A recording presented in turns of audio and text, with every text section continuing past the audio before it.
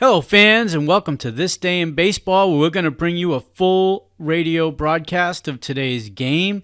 And before we do that, I just want to thank Classic Baseball Radio, and there's a link in the notes where you can check out their full channel. They have many great radio broadcasts. And while you're listening to today's game, if you want to check out much more about the game and the players, look on the links below, and you're going to see links to player pages, the date the game happened, the year it happened, and the play-by-play. Enjoy the game, and check out the links while you're watching the game, and please don't forget to hit the subscribe button so that every time new content comes out, you're going to get that firsthand. And thank you again for checking out This Day in Baseball, and enjoy the game. This is Wade Hoyt along with Bob Wolf, welcoming you to the fifth game of the 1961 World Series.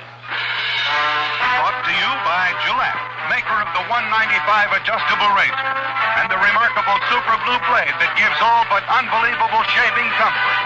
Foamy, the cream of all instant lathers. And Right Guard, the new power spray deodorant for men. And Chrysler Corporation, where engineering puts something extra into every car. Chrysler Corporation, with the live new cars for 62.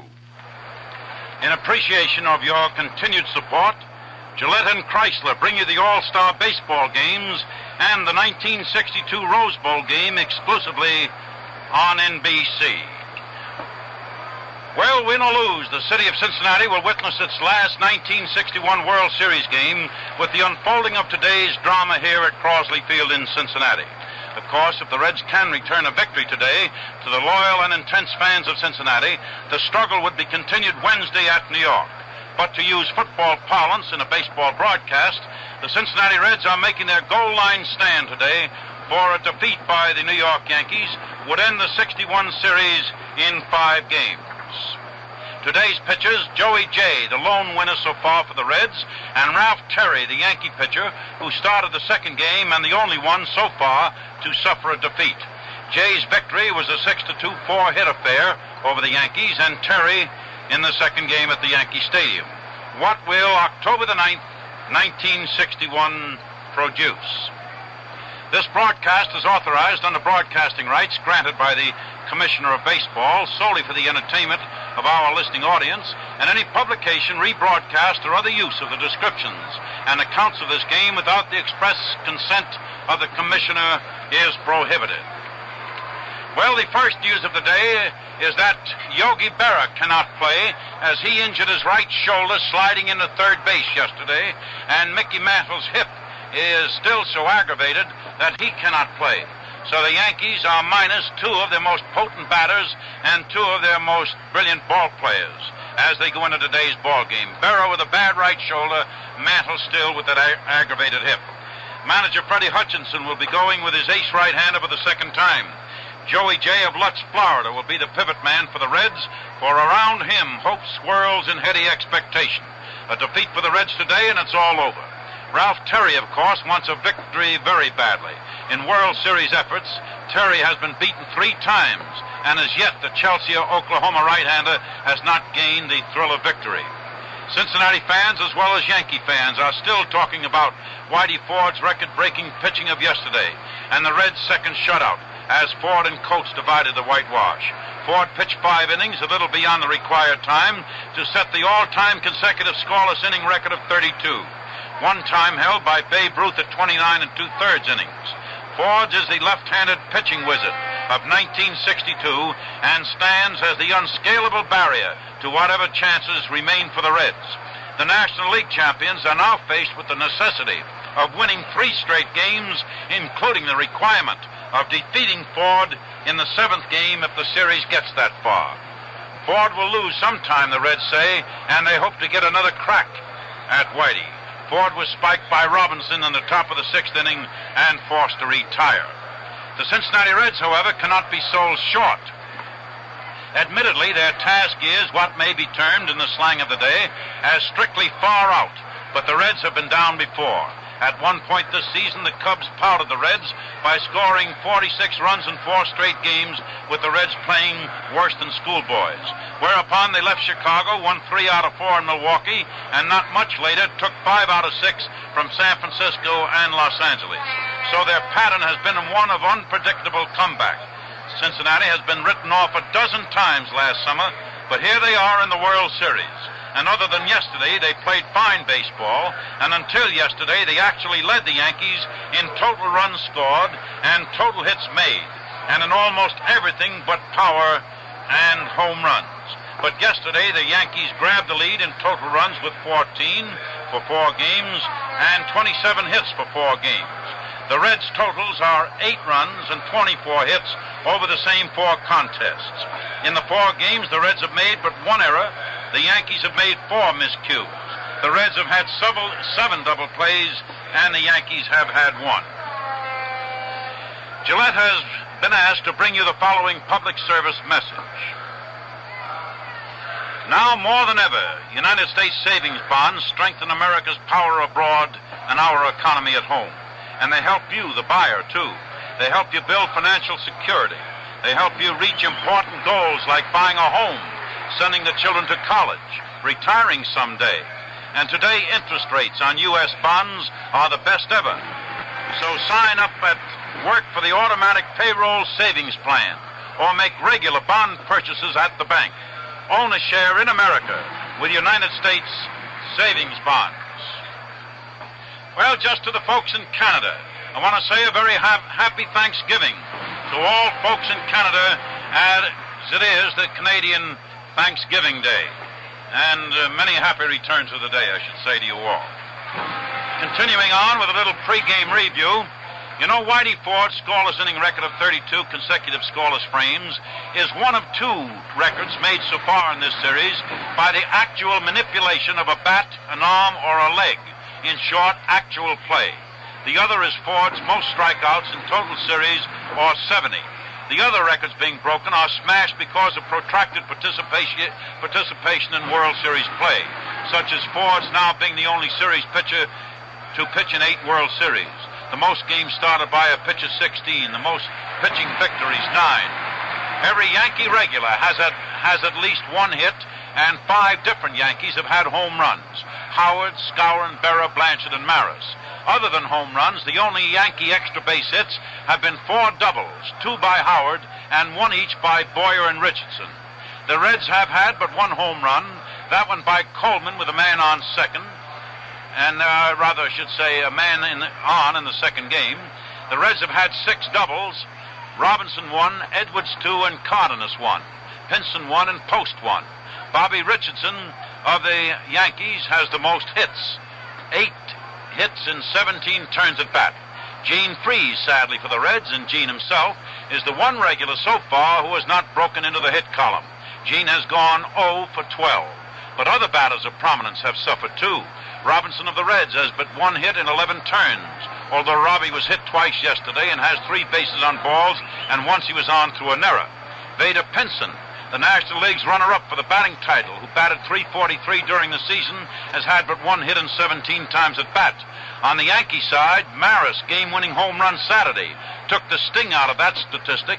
The Yankee home run champion has had but 1 hit, that 1 game-winning home run in 14 turns at the plate. Boyer has had but 2 for 10, Kubek 3 for 16, Howard 3 for 15. And so now the Reds are on the goal line. They must hold the goal line today or lose the series. And now Miss Cindy Grogg will sing the national anthem.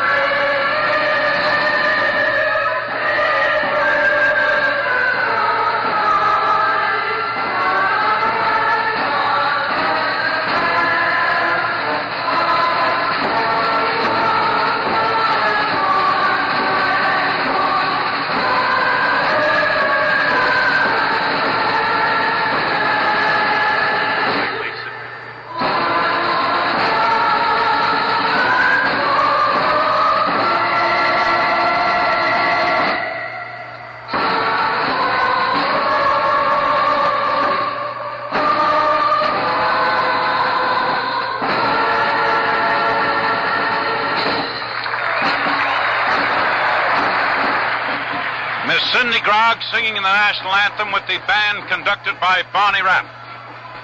The fifth game of the 1961 World Series is being brought to you from Crosley Field in Cincinnati.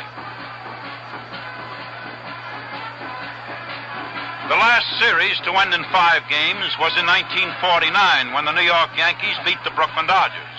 You can read about that series and every series ever played in the Gillette World Series Encyclopedia, a handy pocketbook containing the complete text of the new $5 World Series Encyclopedia. Its 256 pages are loaded with lively reading, humorous cartoons, and every significant World Series record. This Gillette Encyclopedia is yours free when you buy the $1.95 Gillette adjustable razor set at the regular price of $1.95. The adjustable is the razor that lets you dial the setting from 1 to 9.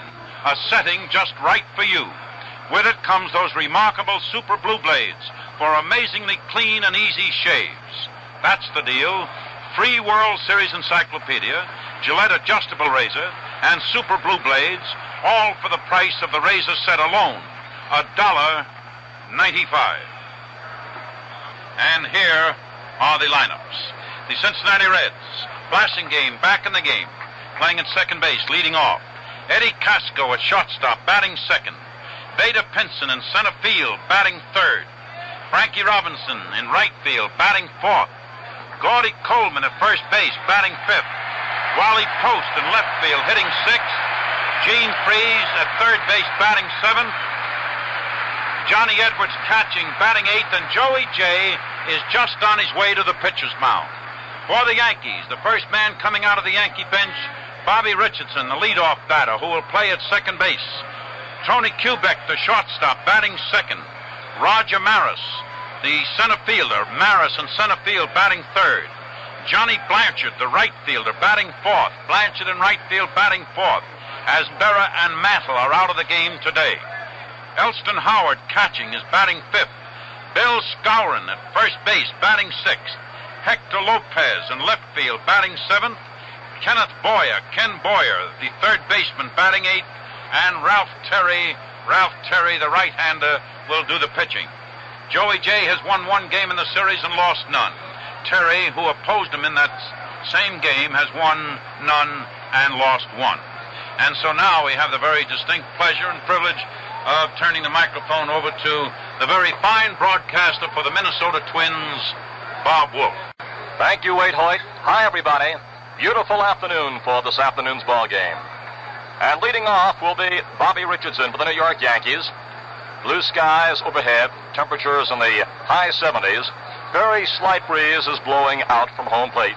And Bobby Richardson, who is hitting .471 and has 8 hits in the first 4 series games, is coming up. The record for hits in a 4-game series is 10, set by Babe Ruth in 1928. But the record for hits in a 5-game series is 9. Shared by Home Run Baker of the A's twice in 1910 and 1913, Eddie Collins of the A's in 1910, Heine Grove of the Giants in 22, and Joe Jumore of the Giants in 37. So Richardson is 1 away from tying that record as he steps in. Joey J, all set to work. Here's the windup of the right-hander, and the first pitch is over for a called strike by plate umpire Ed Runge of the American League. Jocko Conlon of the National League is at first. Frank Umont of the American League at second. Augie Donatelli of the National League at third. Shag Crawford along the left field line. Bob Stewart along the right field line. The pitch swung on, and there's a base hit. Bobby Richardson with a liner to left center field. Being fielded by Pinson. The throw comes into Casco, and now over to Blasingame. Richardson is on with a single to left center field. A liner between Casco and second base. So Bobby Richardson, with his 9th hit in a 5-game series, has now tied that World Series record and has a chance during this game to set a brand new World Series mark. Tony Kubek is hitting .188. A left-handed batter steps in now to face Joey J with Richardson on first and nobody out. All set to work, a look toward the runner. Here's the pitch, and it is foul back below us for strike 1. Strike one to Tony Kubek. Richardson on first, and Roger Maris is on deck. Third baseman Gene Freese has moved in just a bit, just off the infield grass at third. The outfield playing just slightly around toward right, not too much. Here's the pitch coming up, and it's wide of the plate. And the count now is 1-1. Batter is Tony Kubek. Roger Maris batting third. And in the number 4 slot this afternoon for the New York Yankees, John Blanchard, who is playing right field. Beautiful sunny day. Bobby Richardson, the leading Yankee hitter in the series, he had 11 hits in last year's World Series. The pitch on the way. Swung on. There's a fly ball going out to center field. Pinson is going back. He's near the fence. He's waiting now and has it. Up on the embankment in center, slightly to right center field, and within 10 feet of the fence there. So Kubek is along out number 1. Richardson is back at first base, and here is Roger Maris, who is hitting .071. Roger Maris steps in for the New York Yankees. He has one game-winning homer in the series, and that is his only hit so far, 1 for 14, and 1 RBI, but it was a big one. The heralded left-handed batter in and waiting. Richardson on first. There's one away. The pitch is inside and low as Maris started to move for it, held back, and the count now is ball 1 to Maris. Johnny Blanchard is on deck.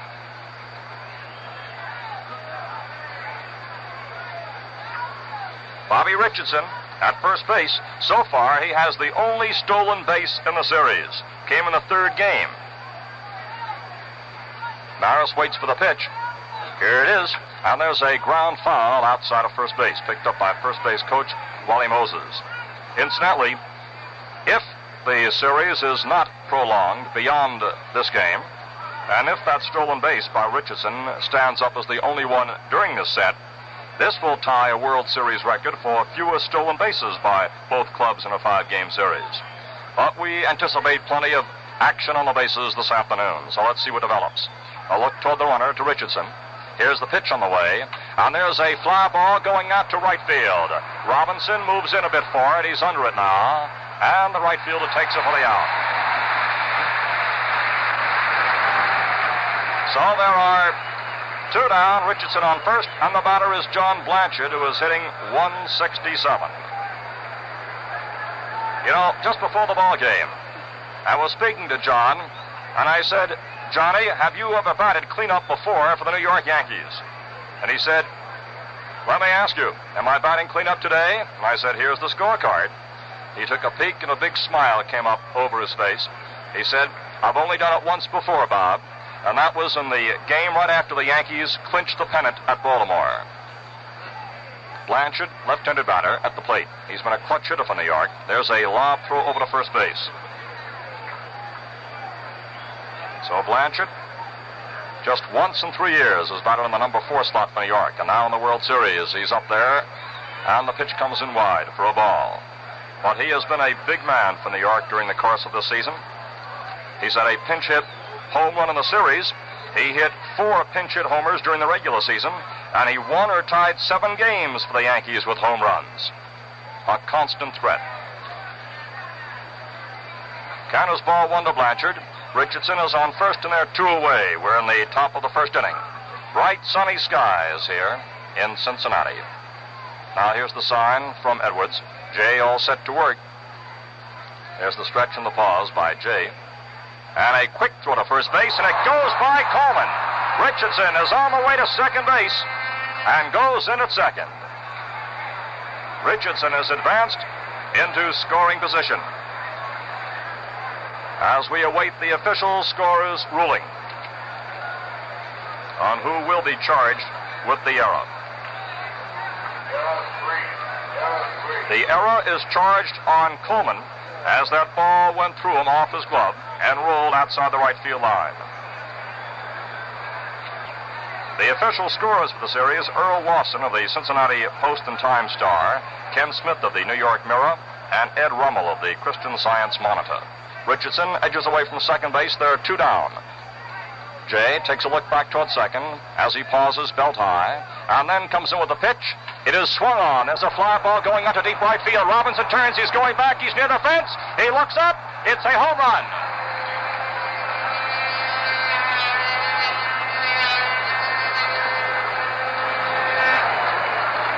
Johnny Blanchard comes up with a big home run, his second of the series, as he drives in Bobby Richardson. And the Yankees now lead by a score of 2-0 into the right field seats. Richardson is now tied for high in RBIs in the series with 3 altogether, tying Yogi Berra. Blanchard is tied for high as Richardson scored in front of him. Elston Howard now steps up, swings, sends a fly ball out to deep left center field. Back goes Post. He's looking up at the scoreboard. It hits and went through the scoreboard for a ground rule double. Well, there's an oddity. It hit up on the scoreboard and disappeared through it, and a chip of the scoreboard came down as Post and Pinson converged. And that ball's on the other side of the fence through the scoreboard for a ground rule double. Hit about halfway up. As Elston Howard came up hitting 200 and has a ground rule double through the scoreboard in left center field. And now the bullpen of the Reds gets busy. Maloney starts warming up. Here's Bill Skowron hitting .333. The score of the ball game is 2-0. The New York Yankees lead. Howard is on second base, and Skowron hitting .333 the batter. There are 2 outs in the top of the first inning.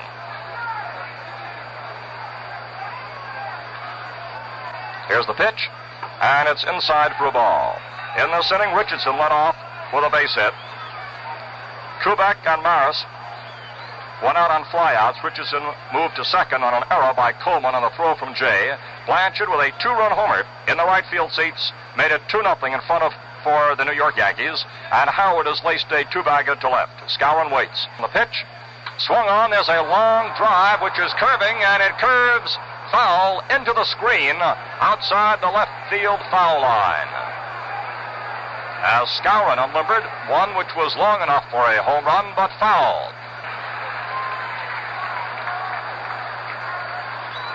Pitch coming up now. Here it is. Bill swings as a drive to deep center field. Pinson goes back. He's near the fence, still backing. Over his head, it hits the fence and rebounds far back into the outfield. Picked up by Robinson as Howard comes around third and scores easily. Bill Skowron, as he made the turn at first base, tripped and had to be content with a single on that one. Wally Moses, the first base coach, is looking at him. Looked like he may have hurt his left arm just a bit. And there goes Freddie Hutchinson out to the mound. As Skowron has a long single over Pinson's head up against the center field wall. That wall of cement. The ball rebounded about 75 feet back in toward the infield, and Robinson picked the ball up there as Howard scored. That will be all for Joey J. as Maloney is coming in to relieve. Bill Skowron with a line single to center field, and he stumbled as he made the turn at first base and was content with a single. Joey J. gets a nice hand as he leaves the ball game on this top of the first inning. So the Yankees now lead by a score of 3-0. They've had 4 hits. The Reds have committed 1 error. As Joey J., who did so much this year to help the Cincinnati Reds to their pennant with 21 victories this past season and but 10 losses and 1 World Series victory in the series against New York, has now left the ball game. And Hector Lopez will be greeting the new pitcher, Jim Maloney, a right-hander who has now taken over at the mound. Well, the Yankees' long ball power, heralded this season and in years past, has exploded here in this first inning. And for those of you who may have missed the early doings and scoring, here is what has taken place. Richardson led off with a base hit, his 9th World Series hit. After Kubek flat out to center field, and Maris to right. Richardson moved on to second as Joey J tried to pick him off first. The ball went through Coleman. Richardson reached second. And then Johnny Blanchard stepped up for the New York Yankees. And Blanchard, who this past season had 21 homers and a .305 batting average, came up with his second World Series home run, batting in the cleanup role, into the right field seat, scoring Richardson. Then Howard sent a liner which went through one of those apertures in the scoreboard out there in left center field for a ground rule double. And Scarwin then came up and blistered a line drive off the cement wall in center for a long single, scoring Howard and removing Jay. Maloney is all set to work now as Hector Lopez, hitting 200, comes up with a score of 3-0 in favor of the New York Yankees. Lopez, a 200 batting average, has 2 RBIs in the series, a right-handed batter. He takes high from Maloney for ball 1.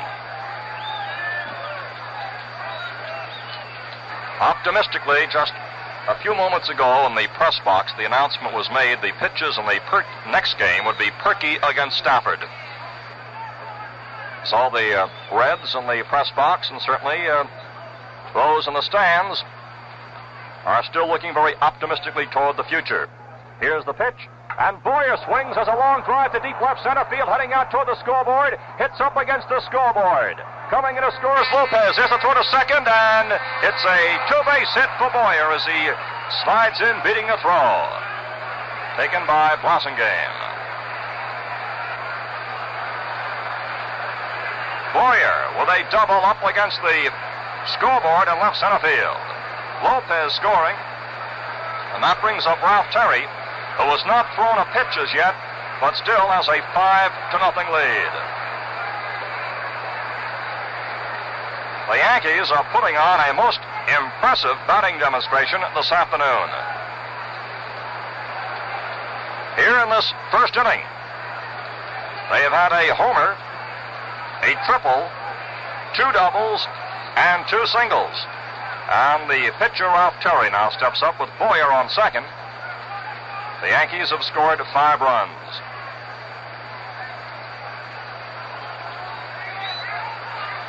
So Terry now steps in.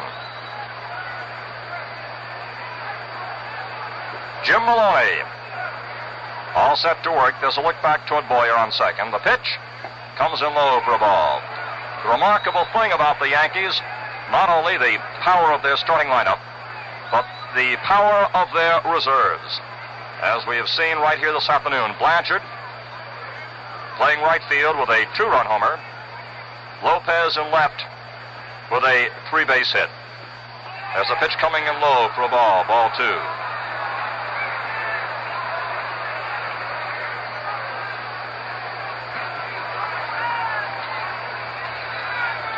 Ball 2 to Ralph Terry. Jim Maloney on the mound. As the stretch and the pause by Maloney.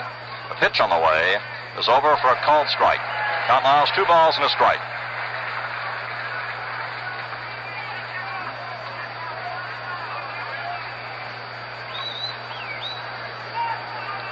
2-1 to Ralph Terry. Boyer takes his lead off second. Score the ball game, New York 5 and the Reds nothing. Terry is a pretty fair hitter, although he has no serious hits to his credit. Here's the pitch coming up. He swings and misses, and the count now is 2-2.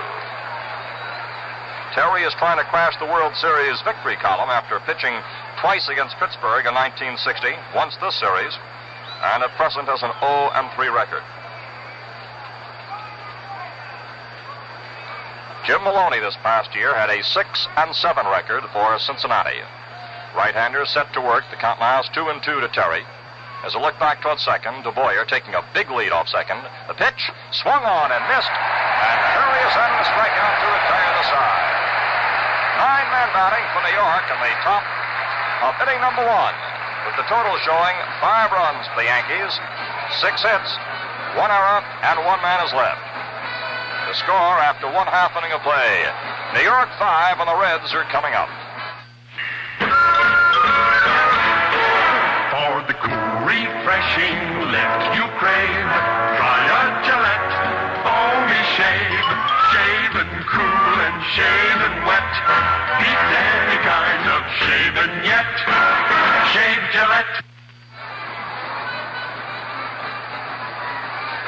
Foamy's fast, all right, and how it refreshes.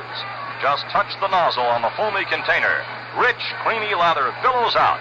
Lather that holds oceans of moisture against your beard. And this full-bodied lather stays moist right through the whole shave.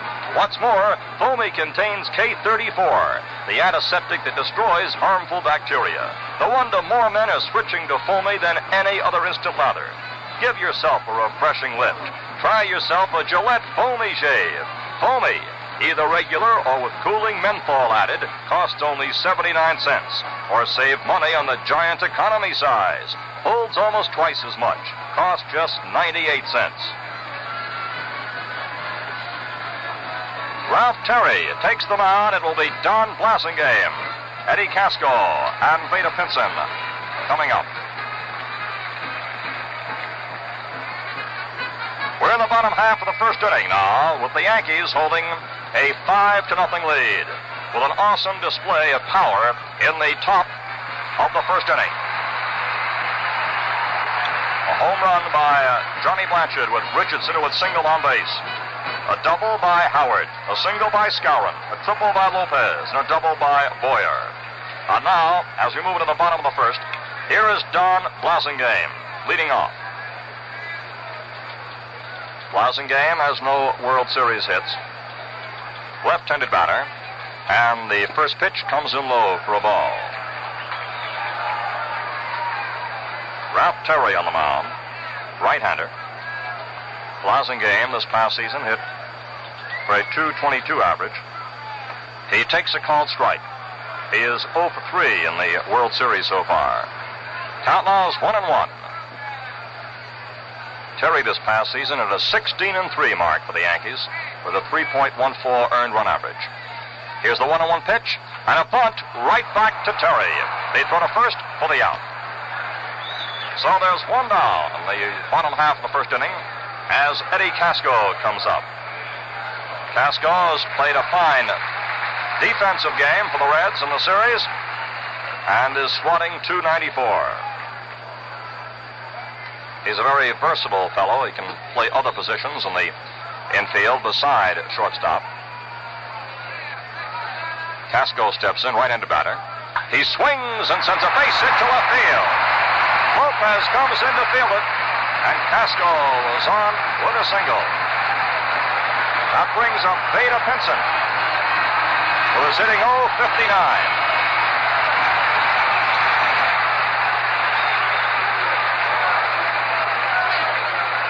Veda Pinson with a .343 average this past year. 16 homers, left-handed batter. In the series, he's 1 for 17. Casco on first. The pitch comes in low for a ball. Well, we've seen the Yankees break loose in the top of the first. They scored 5 runs. And the question now is, can the Reds break loose this afternoon? And incidentally, all those runs came over after there were 2 away. Casco takes his lead at first base. The pitch, Pinson swings and pops one high in the air. Converging near the mound, Boyer, and he has it. Skowron came over along with Richardson, but Boyer made the grab. So Pinson is out number 2. And the batter is Frank Robinson, whose series batting average is .091. Robinson also did so much to help the Reds to the pennant, with 37 homers, 124 runs batted in. In the series, he is 1 for 11, but he has been on base a considerable number of times. The pitch, and there's a high fly ball to left field, not deep. Lopez is coming in, calling for it, and has it. So that retires the side. And in the bottom of inning number 1, there are no runs, 1 hit, no errors, and 1 left. And the score at the end of 1 full inning, New York 5 and the Reds nothing. Friends, they're killing Lavagettos. They are beaten into pieces. That's what happened back in 1947 when Cookie Lavagetto busted up Bill Bevan's try for a series no-hitter. Let's hear the actual play-by-play. Both of them on with walks. No hits by Bevins. 2 out last of the night. The pitch swung on. There's a drive out for the right field corner. Henrik is going back. He can't get it. It's off the wall for a base hit. Here comes the tying run, and here comes the winning run. Unforgettable. These World Series thrills are yours to relive when you leaf through the new Gillette World Series Encyclopedia. Yours free with the purchase of the Gillette adjustable razor set for only $1.95. This 256-page Gillette pocketbook is crammed with lively reading, humorous cartoons, and practically every series fact and record.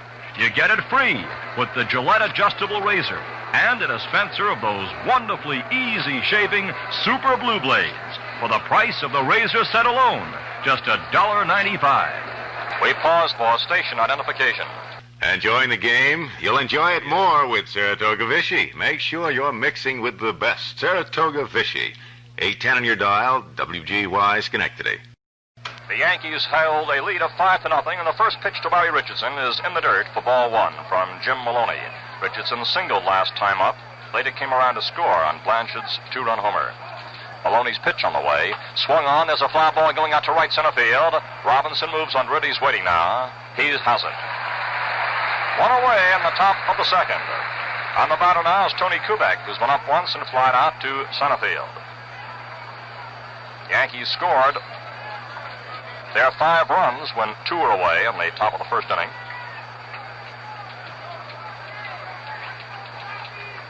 They came up after 2 were out with 5 successive hits.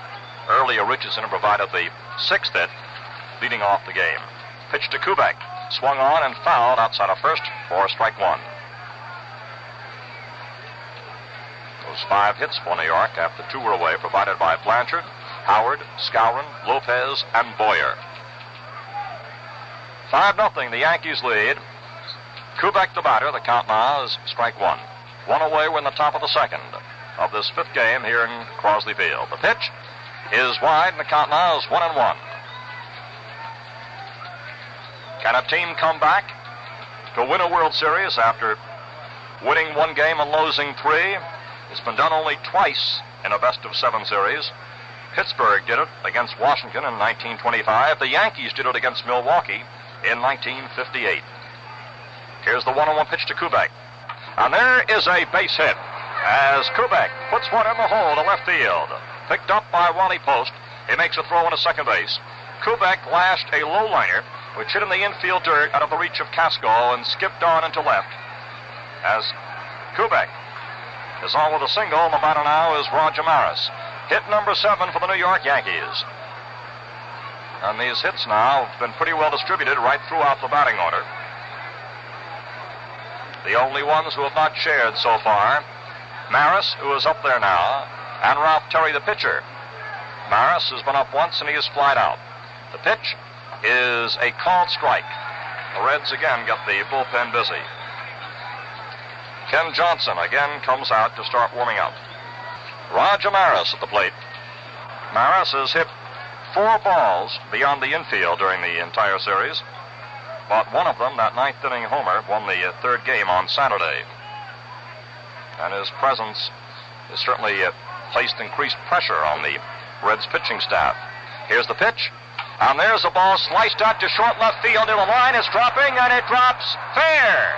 Inside the line in short left field. Kubek is rounding third. He's being waved in, and he scores. Grote comes in, cut off by Freese at third. Into second base, it's Roger Maris with a double sliced into short left field, just feet inside the line. So Tony Kubek is now across the plate as Maris has his 2nd RBI. The Yankees add another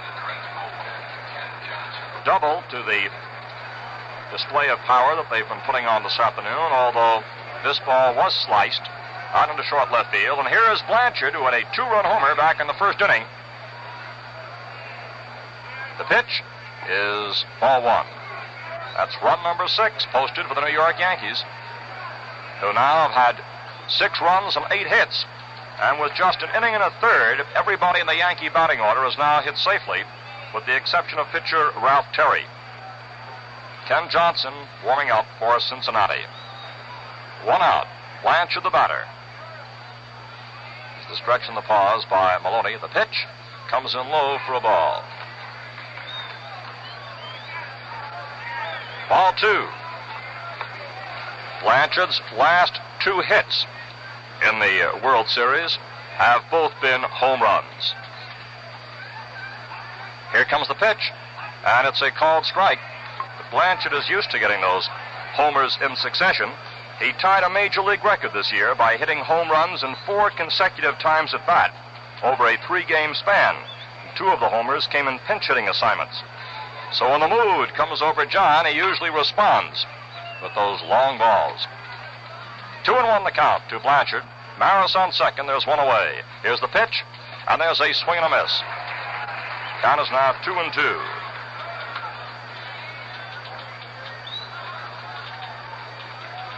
Last year in the World Series, Blanchard pinch hit 3 times. He caught in 2 other games. And altogether, he batted .455 with 2 doubles included among his 5 hits. Here's the pitch coming up. And there's a ground foul outside of first base, snared by Coleman as he moves across the line. Count holds at 2-2 to Johnny Blanchard, who comes from Minneapolis. Played in just 93 games this past year for the New York Yankees, but hit over 300, 305. Of course, he's a combination catcher-outfielder. So Blanchard waits with a 2-2 count. Maris on second, there's one away. New York leads by a 6-0 score. The pitch from Maloney. A fastball is low. It's blocked by Edwards as it hit the dirt. On the count now is 3-2 to Blanchard with Elston Howard on deck. Johnson warming up for the Reds. And this crowd here in Cincinnati has been understandably quiet during the Yankee barrage. Reds saving up their voices, the Reds fans, for when their team comes up, hoping to get back and start perking up against New York. 3-2 pitch coming up to Blanchard. As a look back to the runner, and the pitch on the way is high. As Blanchard draws a walk, puts men now on first and second, and that brings up Elston Howard, who lined one through one of the openings on the scoreboard in left center. That scoreboard sticks up, 55 feet, way above that 18-foot wall. And there's Freddie Hutchinson, who again is moving out to the mound. And that will be all for Maloney, who will be the second Reds pitcher to leave the ball game, as the change is being made at this point. So Johnson now moves on the scene. Ken Johnson now moves on the scene to take over the pitching duties, and he is the 3rd pitcher to see action for Cincinnati, coming in here in the second. Coming in with an inning and a third of the ball game having gone by, and the Yankees leading with 6 runs and 8 hits. As Maloney gets a nice round of applause as he leaves, Johnson now is coming up to see if he can put out this fire that the Yankees have ignited. Johnson is one of the fine comeback stories in baseball. There are many. He's 28 years old, 6'4", 200 pounds, and a right-hander all the way. Among his pitches, a fine knuckleball. This past season for the Reds, he had 6 wins and 2 defeats and a 3.25 earned run average. He was one of Freddie Hutchinson's major reclamation projects. He was purchased by the Reds from Toronto last July. He proceeded to win 6 games, equaling his total of victories in 3 previous tries with the American League Kansas City team. He attended the University of South Carolina for 1 year. So Ken Johnson is on the mound now, taking his warm-ups. And Elston Howard will be coming up to face him. Score of the ball game, Yankees 5, Yankees 6, and the Reds nothing. As the Yankees scored 5 in the first and 1 here in the second. And the inning is not yet over. Maris is on second, Blanchard is on first, and there's one away. The 6th run in the second inning was scored by Tony Kubek, who came around on Maris's 2-base hit after Kubek had singled. So we're all set to go as Howard, who is a ground rule double, steps in. The infield double play depth for Cincinnati, and the pitch is a called strike on the outside corner for strike 1 to Elston Howard.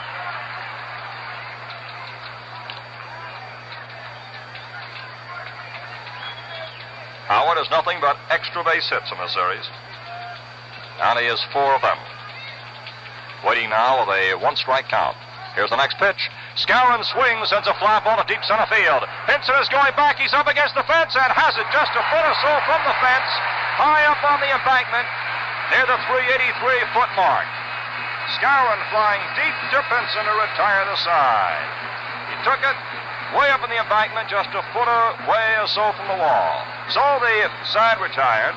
And in this inning, the Yankees have a run. There were 2 hits, and 2 were left on base. The score at the end of an inning and a half, Yankees 6, Reds nothing. Papermate credit card contest winners now leaving for London, Paris, and other world-famous cities. How would you like to fly anywhere, stay anywhere, dine anywhere, and just sign for it? Never get a bill. Well, the world is yours if you win the Papermate $50,000 credit card contest. You'll fly the finest on TWA Superjets and just sign for it using your TWA Air Travel Card. You'll stay at luxury hotels like the Royal Hawaiian in Honolulu, dine at famous restaurants in Paris or Rome, and just sign for it using your Diners Club card. You'll have a car when you want it with your Hertz Rent-A-Car card, gas when you need it with your Shell credit card. When it's time to pay, just pull out your Papermate pen and sign for it. Never get a bill. Grand prize is $10,000 in credit or cash, 500 other prizes. Get entry blanks and full contest details now wherever Papermate pens are sold. Bob Wolf with Wade Hoyt here in Cincinnati, where the Reds trail by a score of 6-0 as they come up in the bottom half of the second to face Ralph Terry. Gordy Coleman will lead off. Coleman is hitting .250. Bill Henry is now warming up for Cincinnati. Coleman has gone 1 for 8 against New York southpaw pitching, but he is 3 for 8 against the Yankee right-handers Terry and Stafford, and one of his hits off the righties being Cincinnati's only homer of the series. Left-handed batter, he's up there now. He swings and fouls one off to the left. Gordy Coleman at the plate.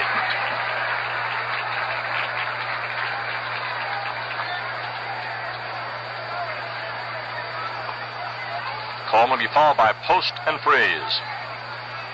Terry winds. Here's the pitch, and it comes in high for a ball. Terry throws a lot of breaking stuffs. He likes to change speeds, and has a good fastball to go along with it. He's 25 years old. Had a great winning percentage in the American League this past season. Was the best in the league for a right-handed pitcher. .842. The pitch on the way. Swung on and fouled back. Ball 1, strike 2. The only right-handers who topped him in victories were Frank Lowry and Jim Bunning of Detroit. This is his second World Series. Terry all set to work. He's 6'3", 190 pounds. The pitch coming up to Coleman. Swung on, and there's a ground ball going out to Skowron. Terry goes over to cover for the out. Skowron to Terry, 1 away in the bottom half of inning number 2. On the batter now is Wally Post, who is hitting .267. Wally, a long ball hitter. No homers, no RBIs as yet in this World Series. Score is 6-0. Yankees scored 5 runs in the first inning and added 1 more in the second. And now Wally Post steps in with 1 out. And the first pitch is slammed to left. In there for a base hit. Lopez plays it on the hop. Makes a throw to second base, and Wally Post is on with a line single to left field. Hit number 2 for the Reds. Here's Gene Freeze looking for his first World Series hit. Gets a nice hand, but a great defensive play that he made on Elston Howard.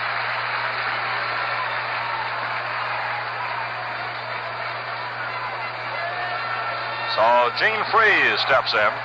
Yesterday put on quite a demonstration of pulling balls foul here, which kept the crowd on tenterhooks. The pitch swung on and popped high in the air to very short center field. Kubek is going back, coming in as Maris. Maris calls, and the center fielder has it just about 20 feet back on the outfield grass behind second base. So Freeze is out number 2, and the batter now is Johnny Edwards, hitting .375. You know, the Reds catching staff, whose defensive play was emphasized during the season, has provided them with some of their lustier hitting in the series. Darrell Johnson is 2 for 4, a .500 percentage, while Johnny Edwards has connected for 3 for 7. His batting average should be .429. And Jerry Zimmerman, the third Cincy catcher, has appeared only defensively in 2 games. So it's Johnny Edwards up there now with 2 outs, post on first, and there's a base hit on the ground to the right of Richardson, being fielded by Maris. Throw comes into second base. Wally Post moving to third on the base hit as Edwards comes up with a ground single in between Richardson and second base. Wally Post moving to third on Edwards' base hit, and Gus Bell is coming up to bat for Ken Johnson.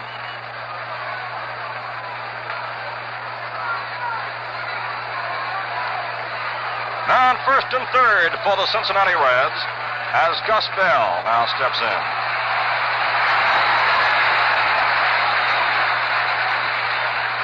Gus Bell coming up as a pinch hitter. Left-handed batter, .255 during the regular season.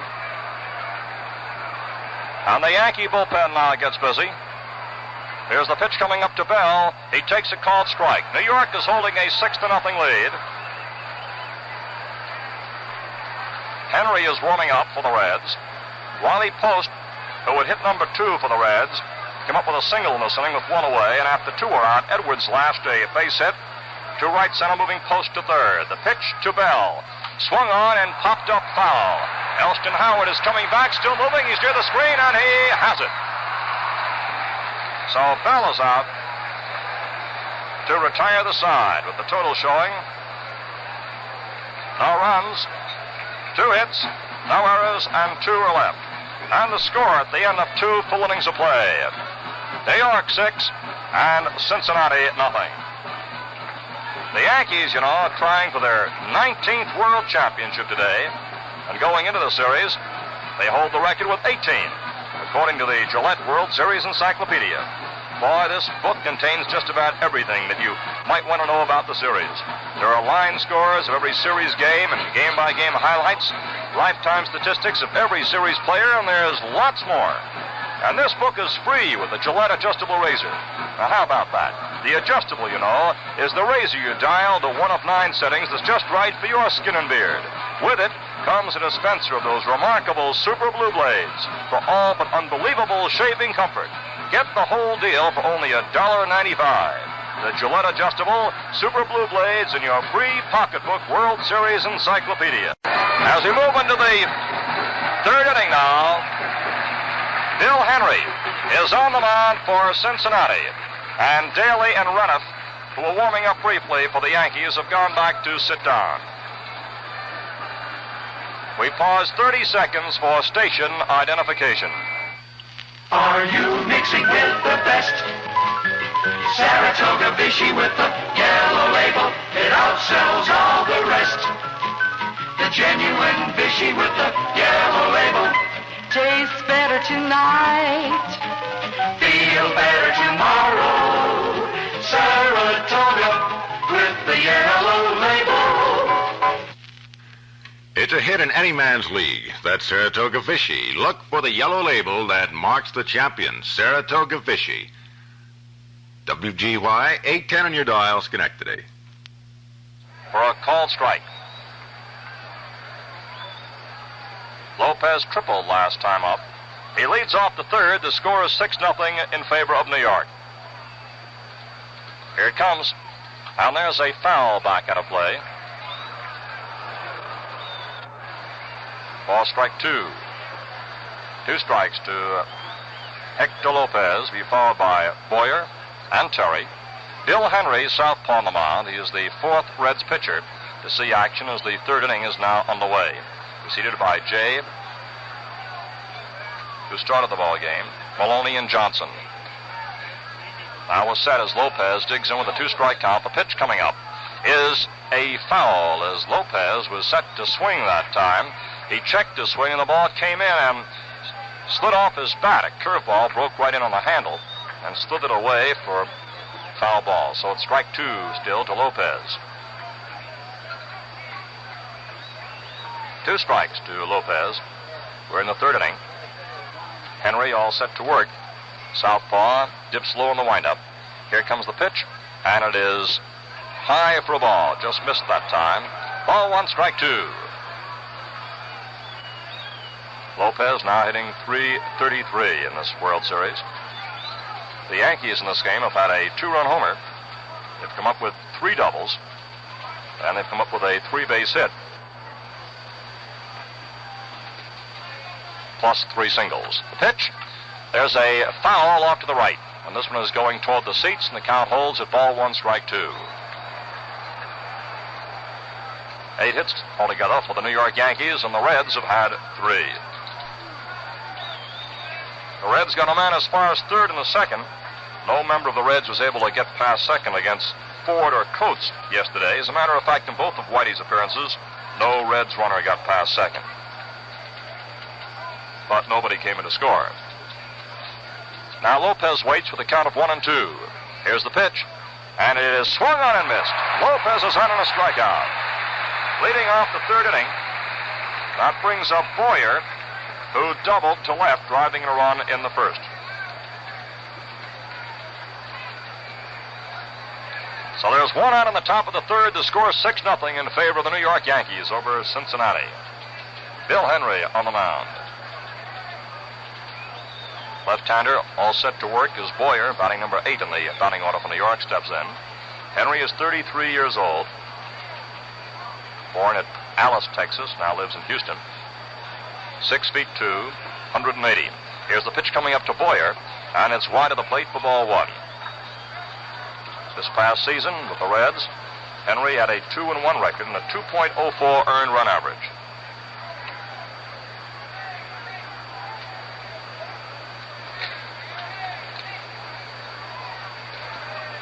Here's the next pitch, and there's a high foul going toward the seats outside the right field line, and in the seats going out of play.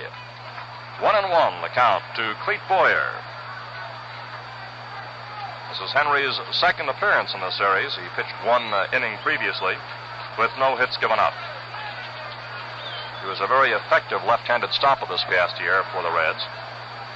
He has seen prior service in the big leagues with the Red Sox and the Chicago Cubs before going to Cincinnati. Henry now looks in to get the sign from Edwards with the count ball 1, strike 1 to Boyer. Score 6-0 New York. Here's the pitch, and it is low and in the dirt, and the count now is 2 balls and a strike. The Reds have been chipping away. They have 3 base hits, but they've all been of the singles variety. And, of course, the Reds have depended so much on their long ball power throughout the course of the season. Ralph Houck, before the ball game, was rather plentiful in his praise of Mickey Mantle for playing as he has in the series despite the post-operative pain from surgery in his right hip. Here's the pitch coming up to Boyer, inside and high. Mantle is sidelined this afternoon. He just couldn't do it today, but it's a tribute to Mantle that he has been able to see as much action as he has. Running has been obviously painful for him, but like all of these players in the World Series, he has wanted to stay in the lineup if at all possible. Yogi Berra came out reluctantly this afternoon as well. 3-1 to Boyer. All set to go. 1 away, top of the 3rd, nobody on. The 3-1 pitch is wide, and Boyer draws a walk, putting a man on first base with 1 out, and bringing up Ralph Terry, who's been up once and has struck out. The only Yankee batter who is not on the hit column. Terry comes from Oklahoma.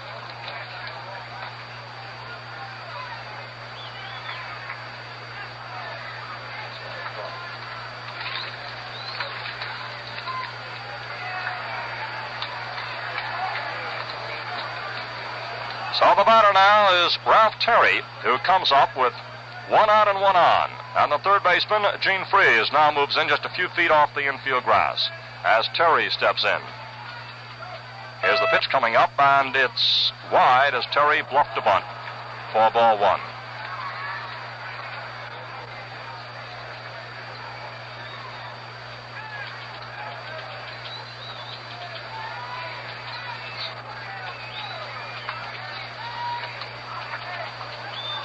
Terry now steps back in with a ball 1 count. Boyer on first base, and the Reds have Freeze moving in now on the infield grass. He starts jogging in toward home plate. Now the pitch is low, and Freeze was breaking toward the plate.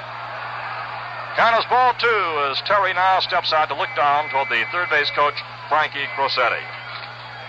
Score of the ball game, 6-0 in favor of the New York Yankees. We're in the third. There's 1 out and 1 on. Terry, the batter, has passed up 2 pitches now. The count has gone to ball 2, and Freeze stays in the infield grass. Terry, who comes from Oklahoma, now resides in the Kansas City area. Here's the pitch coming up, and it's over for a called strike as Terry slid the hand up along the bat but took the pitch. On the count now is ball 2 and strike 1.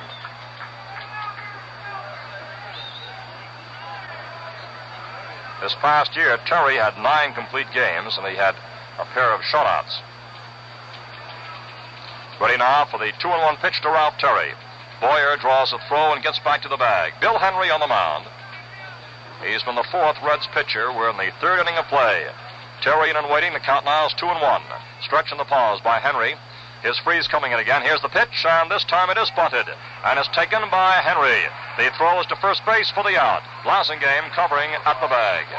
So the sacrifice goes 1-4 if you're scoring, with Boyer moving on to second. That ball was bunted, but it hopped high in the air, and the only play possible was to first base for the Reds. That brings up Bobby Richardson, who has 1 for 2.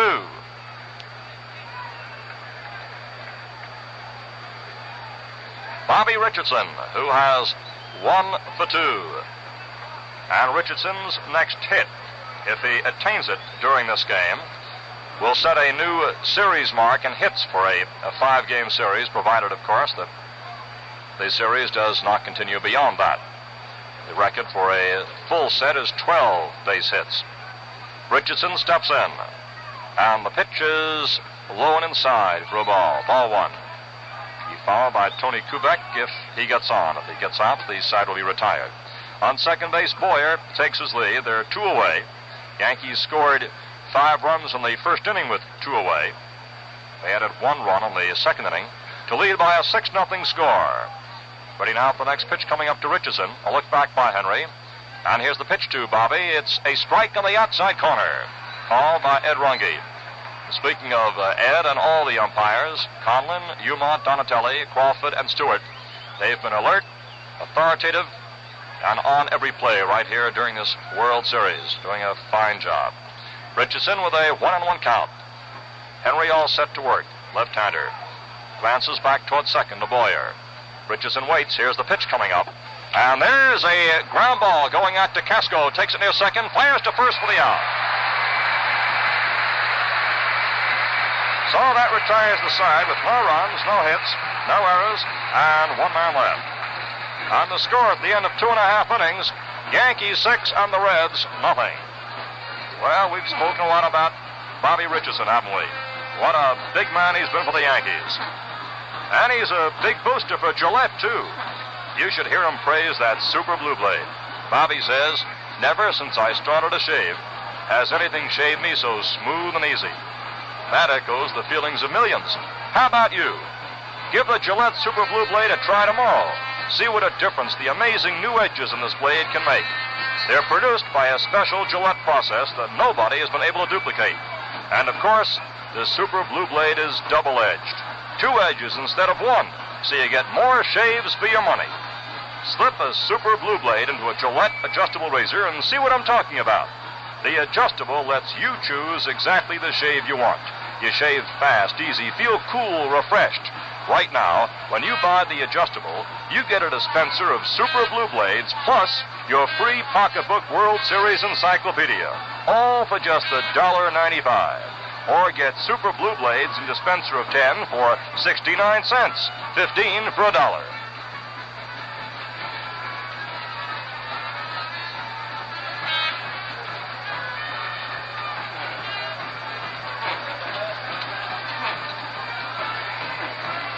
The score of the ball game. At the end of 2.5 innings, New York 6 and Cincinnati nothing. And the totals to this point, 6 runs, 8 hits, no errors for New York. Cincinnati, no runs, 3 hits, and 1 error. And it's Don Blasingame who will lead off in the bottom half of the third. facing Ralph Terry.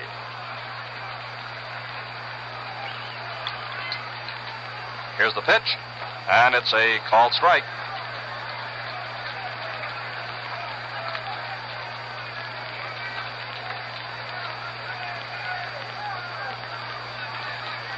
The next pitch coming up. Swung on. It's a ground ball to the right of the mound. Into center field. Richardson tried to flag it down and couldn't get it. It's fumbled just a bit by Maris, but he picks it up quickly, throws into second base. And Blasingame is on with a single to center. Leading off the bottom of the third and bringing up Eddie Casco.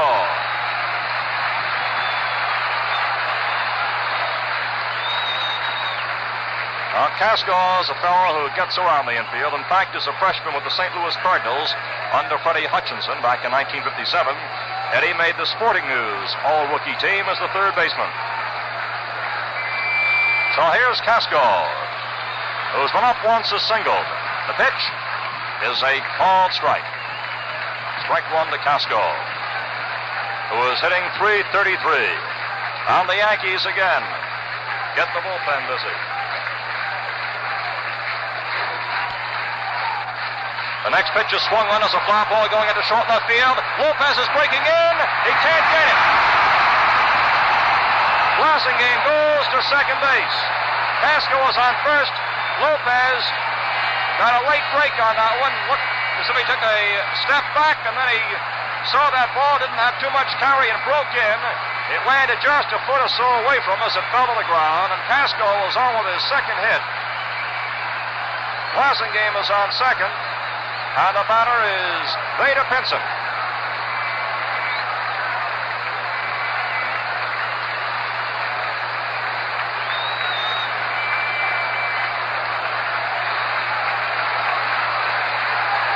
That sun is very difficult in left field, making fielding very hazardous.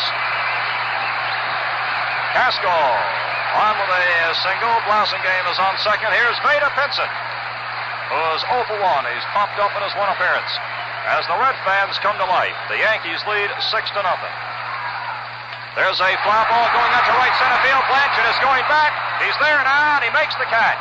The tag up by Blasingame, and he moves from second to third. Benson is out. Casco stayed at first. Renner and Daly warming up again for New York. And the batter is Frank Robinson. Benson gave that one a good ride out time. Out to deep right center.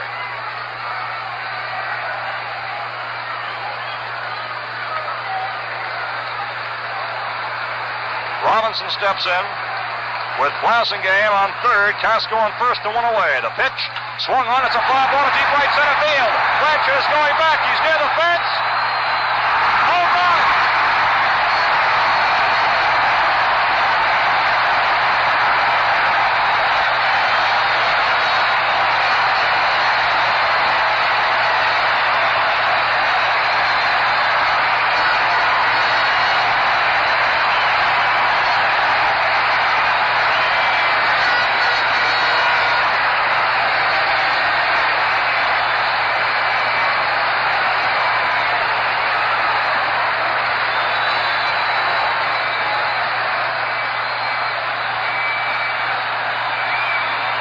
Three-run homer by Frank Robinson over the fence in deep right center field.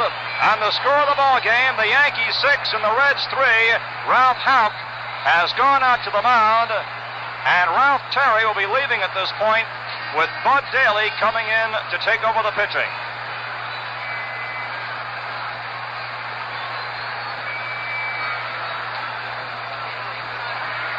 The Reds have had their biggest inning in the series, and after 13 scoreless innings in a row, they have come up with Robinson's three-run homer, his first home run of this series.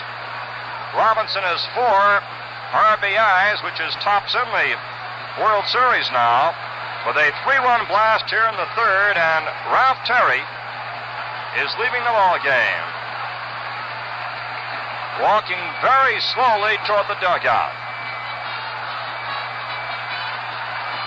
The Yankees are taking no chances at this point. as the Reds have had 3 hits in this inning, and Terry leads. Terry cannot be charged with a loss, but he cannot get credit for a win if the Yankee lead holds up, as he has not pitched the required 5. And now Bud Daly is on the mound. Terry, while he was in there, yielded 6 hits and 3 runs. And all of a sudden, the Reds are very much alive once again. Rennick continues to warm up as Daly, a left-hander, now steps on the scene. Score is 6-3 New York. That was the second home run of the series for the Reds. Coleman had the other. And Robinson, who has been one of the Reds' big hitters all season, has broken loose with his first home run, which was about 20 feet from the 390 sign over toward its right. Going over the fence there, I'd say about 375 or so from the fence out there. Now Bob Perkey starts warming up as Coleman steps in to face Daly. And the pitch, a bunt by Coleman along the first baseline. Daly fields approach to first. Coleman is safe.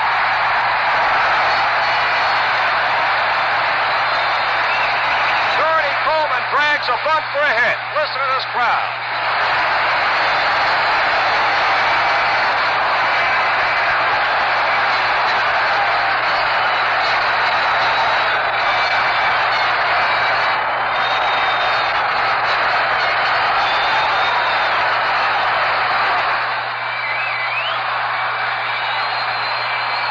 Post steps in with Coleman on first base as he dragged the bunt for a base hit. Beating Daly's throw, Daly went over to field the ball on the first base side. Post the batter. Pitch swung on as a fly ball curving foul outside the left field line.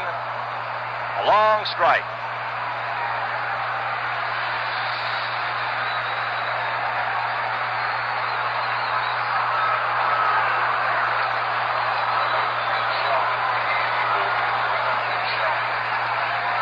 Score of the ball game, 6-3. The Yankees are leading.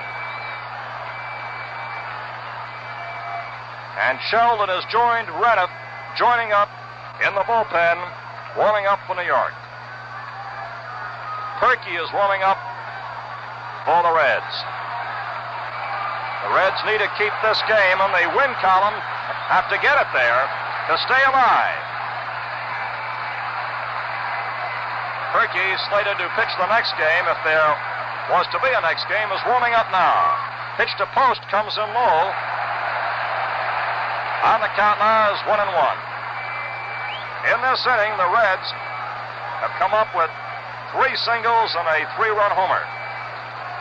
And they have 7 hits. The Yankees have had 8. Daly's pitch swung on. It's a foul back to the right. Going into the seats. And the count now is ball 1, strike 2. Well, as you fans have noted, this year, every year in baseball, you can't anticipate. The unexpected is always around the corner. The Yankees started out this game as if they were just whitewash, steamroller the Reds with 5 quick runs, 1 more in the second. The Reds have now scored 3. The pitch is fouled back out of play. Count now is 1-2.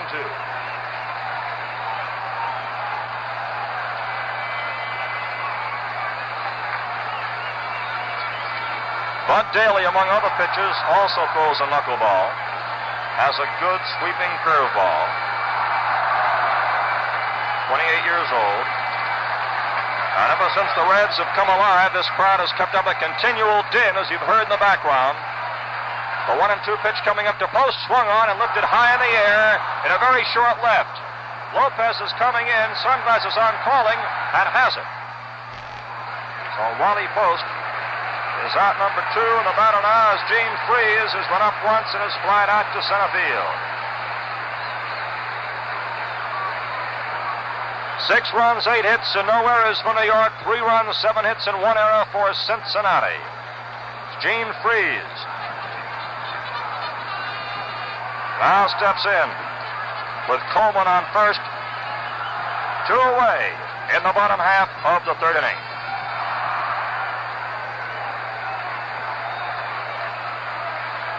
Freeze, right-handed batter, all set to face Bud Daly. And the first pitch is inside on a curveball, ball 1. Daly comes from California, 6'1", 185. He was 12 and 17 this past year for the Yankees. Next pitch coming up to Freeze. Here it is. And there's a long drive going out toward the scoreboard and deep left center field. Up high against the scoreboard. Coleman on the way to third. He's held up there. Going into second is Freeze with a double. High up against the scoreboard. Gene Freeze has his first World Series hit, an extra base blow.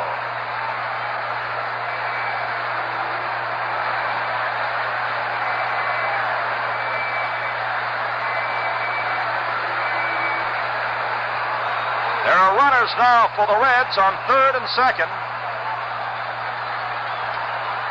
And here is Edwards coming up.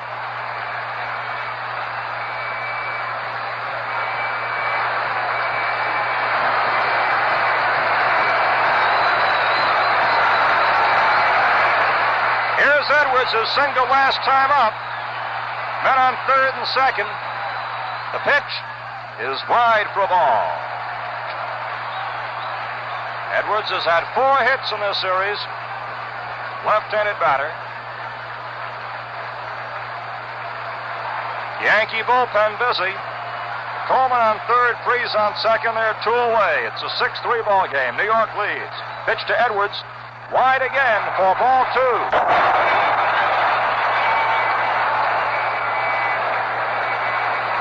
Both bullpens busy here, as the Reds have come alive in the bottom half of inning number 3, and Edwards, who is up there now, is the 8th man about for them in this inning.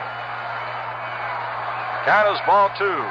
Coleman on third, Freeze on second, 2 down. Daly starts the windup. Here's the pitch. Inside, ball 3.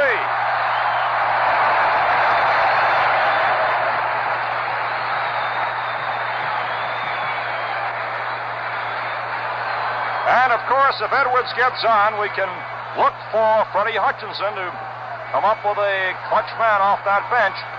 As the number 9 man, the pitcher is in the next slot. Here's a 3-0 pitch. Strike called. The count now is 3-1. 3-1 to Edwards, who looks down to Reggie Otero. The third base coach now steps back in. Daly on the mound for New York. Gets the sign now from Howard. Runners on third and second. Here's the 3-1 pitch. There's a hop-up along the third baseline. Foul. Boyer's there and has it. So the side is retired. And in the bottom half of inning number 3, the Reds come up with 3 runs.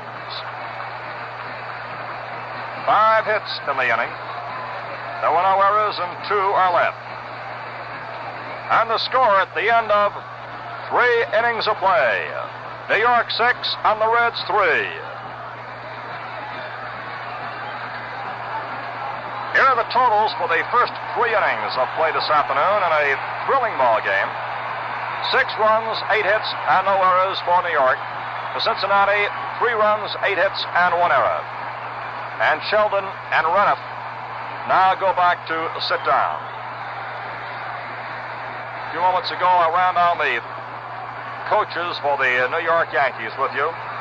Manager Freddie Hutchinson has on his staff, in addition to Sisler and Otero, the first and third base coach we've spoken about, Jim Turner, the pitching coach, Coach Pete Wisnett, and Otis Douglas, their physical training consultant.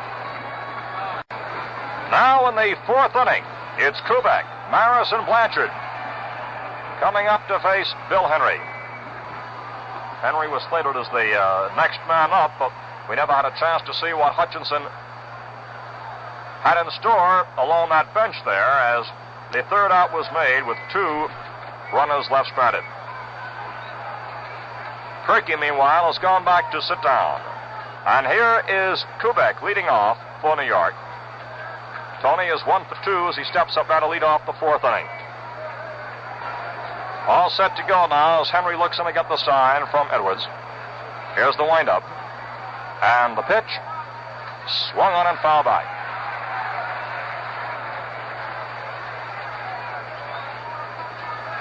Roger Maris on deck. Now Henry gets the sign from Edwards. Left-hander's next pitch on the way.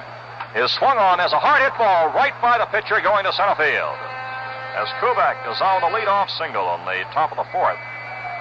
So he drilled one through the middle.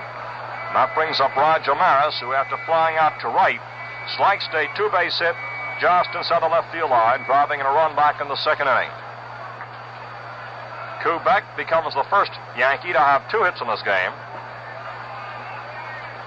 And here's Maris stepping in. Third baseman Gene Freese has moved in just a bit. Kubek on first, nobody out. We're in the fourth. And here's the pitch coming up. And there's the ball sliced to short left field again. Post is coming in, still moving. He's got it. Maris is out. Quick throw to first base. Comes over on the hop to Coleman, but Kubek is back at the bag. Maris goes out. There's one out.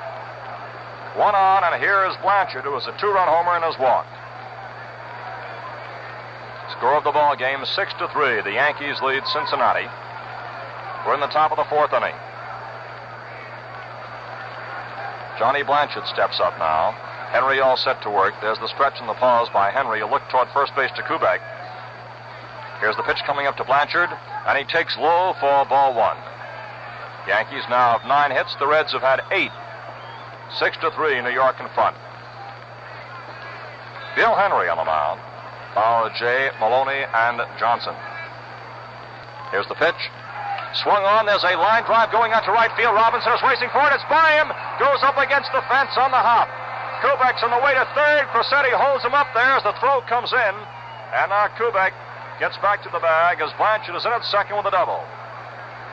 On the batter is Elston Howard, a right-handed batter coming up.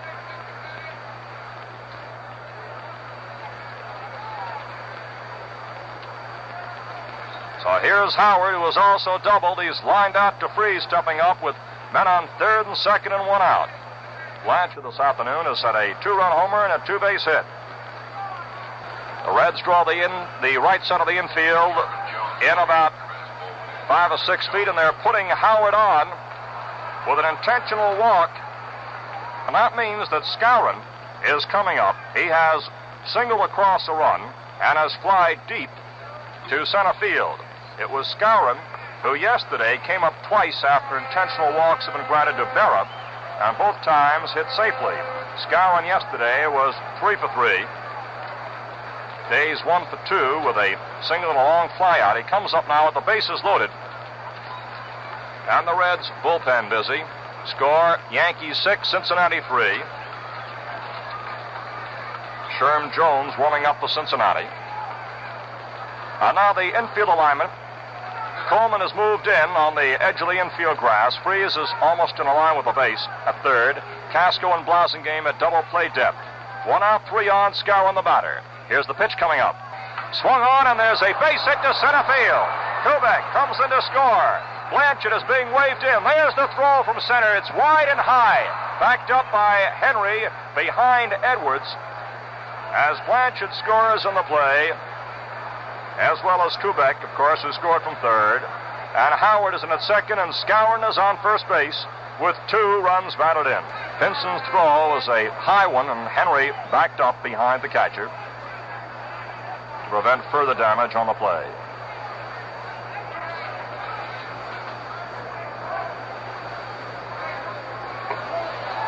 And as you have noted, every time that somebody has been walked intentionally in the series by either side, the following batter has come up with a base hit. Uncanny, but it's true. Here's Lopez, runners on first and second. Yanks lead 8-3. Pitch, called strike. Have you noted that? It's happened every time. Happened 6 times going into this afternoon's ball game. And after Howard was walked, Skowron came up. It's 3 times that Skowron has come through after the preceding batter is walked. The pitch to Lopez is fouled off to the right. Score is 8-3, New York over the Reds. Skowron has 3 runs batted in this afternoon, now has 5 in the series. So he now is atop the roost when it comes to RBIs in this series. Lopez, the batter, is tripled across the run. He is struck out. Howard is on second, Skowron on first. 2 runs across in the 4th. New York leads 8-3 with 11 hits to 8 for Cincinnati. Lopez waits the pitch, and there's a fly ball going out to deep left center field, heading out toward the wall, and it is over the wall for a home run. Here's Howard scoring, Skowron scoring, and here's Lopez scoring with a 3-run homer to the right of that big scoreboard and over the wall near the 383-foot mark and out of the ballpark. And there's Freddie Hutchinson going out to the mound. And Sherm Roadblock Jones, a right-hander, now goes out to the mound. The 5th Reds pitcher this afternoon. The Yankees scored 5 in the first, 1 in the second, and they have added 5 in the 4th. And how often does this happen? That when reserves come in with the regulars incapacitated, that the reserves take over. Blanchard, who is in the outfield this afternoon as a reserve, has had a 2-run homer, a walk, and a double. And Hector Lopez, also off the bench this afternoon in left field, has had a triple driving in 1, struck out, and now has a 3-run homer. He's had 4 RBIs in this game. He now has 6 to top the series in runs batted in. So, a new pitcher on the mound, and Clete Boyer is coming up. There's still just 1 out in this inning. That was the Maris flyout. And the Yankees, who are putting on an awesome extra base display this afternoon, now hold an 11-3 lead with 12 hits to 8 for Cincinnati. Boyer has doubled, and he is walked. And he faces Jones, the right-hander, as the Reds continue to keep that bullpen busy. Here's the pitch coming up to Boyer, and there's a pop-up. Going for the ball is Edwards in foul territory, and the catcher has it for the out. That means there are 2 down. And this brings up Bud Daly, the pitcher.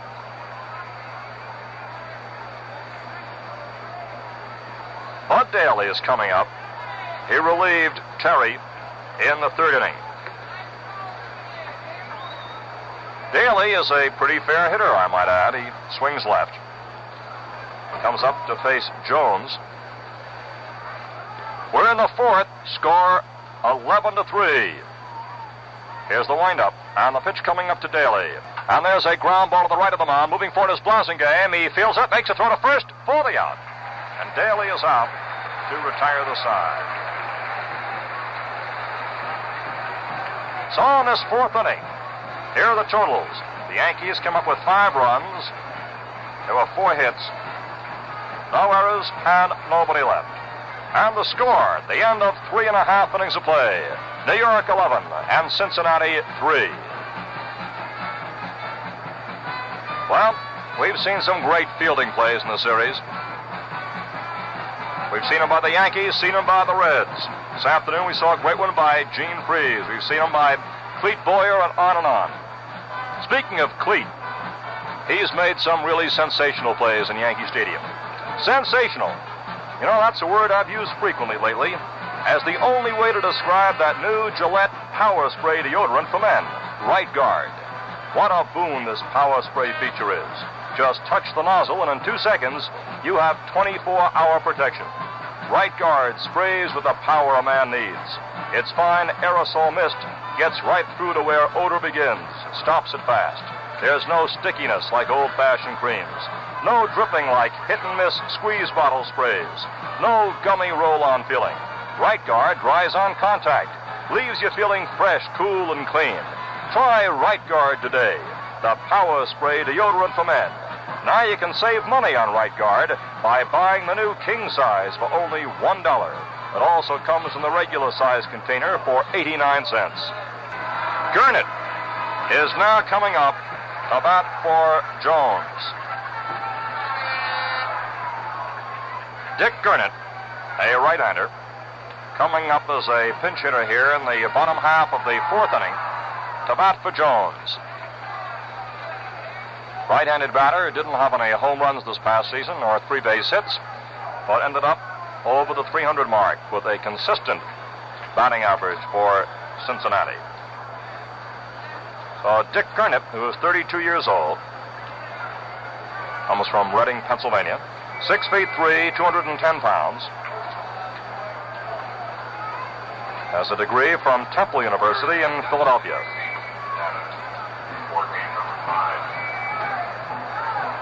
All set to go as Daly delivers, and the first pitch is wide for a ball. 11 runs for New York, 3 for Cincinnati.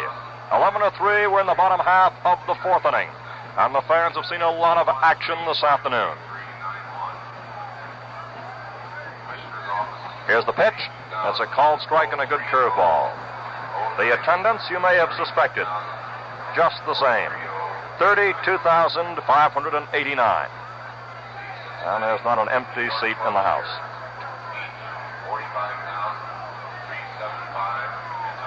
Here's the pitch, and there's a ground foul outside of third. Count now is ball 1, strike 2 to Gurnett. Fouled by the top of the batting order. Yankees have had 12 hits, and the Reds have had 8 hits in this game. In the Reds' extra base department, Robinson with a home run, Freeze with a double. Here's the pitch, and it's a called strike in the inside corner as Gurnett is out on a strikeout. So there's one down in the bottom half of the fourth, and the batter is Don Blasingame, who is 1 for 2.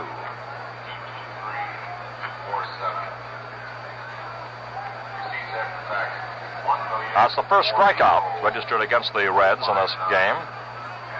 Daly all set to work now on Blasingame, a left-handed batter. Here's the windup, and the pitch on the way is over for a called strike. Strike 1 to Don Blasingame. He'll be followed by Eddie Casco. Blasingame's hit last time up was his first of the series. He sends a ground ball going out to Skowron, and goes over, touches the bag for out number 2. And they're now 2 away in the bottom half of the fourth inning as Eddie Casco, who has 2 for 2, now steps in. Casco is hitting .368. He gets a nice hand. He's been playing very well in this series. As the veteran steps up with 2 outs and nobody on. Daly all set to work.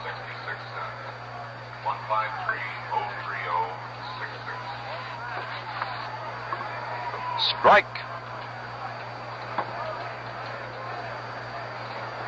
Strike 1 to Casco. And the next pitch is inside for a ball. Bob Perkey warming up for Cincinnati.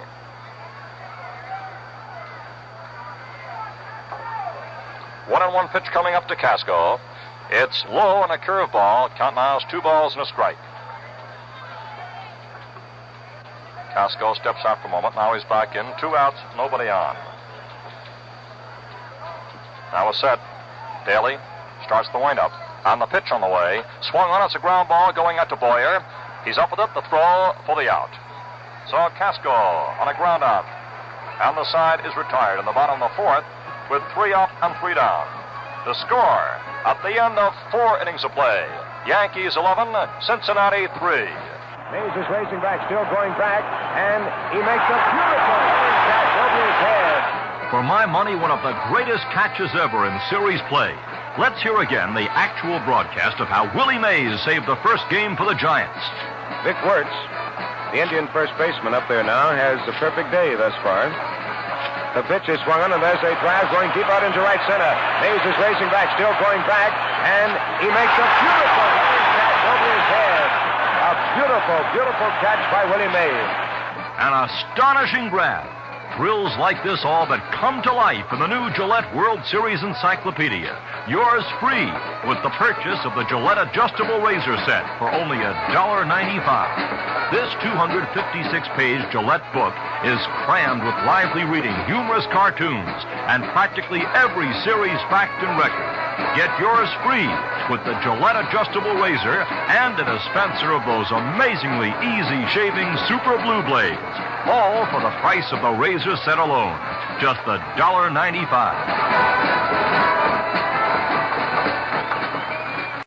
The new pitcher is Bob Perkey, and he is the 6th Reds pitcher of the afternoon, which is one away from tying the record for most pitches in one game by one club, held by the Yankees, 7 against Brooklyn on October 5th of 1956. So Bob Perkey, who has pitched such fine ball in his previous series appearance, out there now all set to pitch in the 5th inning to Bobby Richardson, who has 1 for 3. Score 11-3 as the 5th inning gets underway. Perkey, a right-hander, ready to work. Richardson is singled, flied out, and grounded out. A wind-up. Perkey's pitch is over for a called strike. Perkey has a good sinker and, of course, an acclaimed knuckleball. Takes the mid off, rubbing up the ball. He was the loser in that 3-2 game in which Maris's home run provided the difference. Here's the pitch coming up to Richardson. He swings, sends a ground ball back to Perkey. They throw to first, 1 away. Tony Kubek has 2 for 3. He's flied out, then he's single to left, and he is single to center. That will put Roger Maris on deck. Bob Perkey, 32 years old, on the mound, 6'2", 194. Had a 16-12 record this past season. Perkey looks in to get the sign out from Edwards. And his pitch to Kubek. Swung on, it's a fly ball going to deep left field to the line. Post is going back, racing toward the line, and makes the catch. Fine play by Wally Post in deep left, just up on the edge of the embankment there, and racing within feet of the line. So Kubek is along out number 2. And with 2 away in the 5th, the batter now is Roger Maris, who has flied to right, double to left, driving in a run, and has flied to left. Maris steps in, 2 outs, nobody on. 11-3, Yankees over the Reds. Here's the windup by Perkey, and the pitch. Maris swings, sends a high foul off toward the right, heading toward the seats, and in the seats. Strike 1 to Roger Maris. Strong sun beating down on this very mild, pleasant afternoon. Yankees with a 3-1 lead in the series, leading in this 5th game, 11-3. Maris set. Here's the pitch coming up. He swings and sends a foul back out of play. On the count now is strike 2.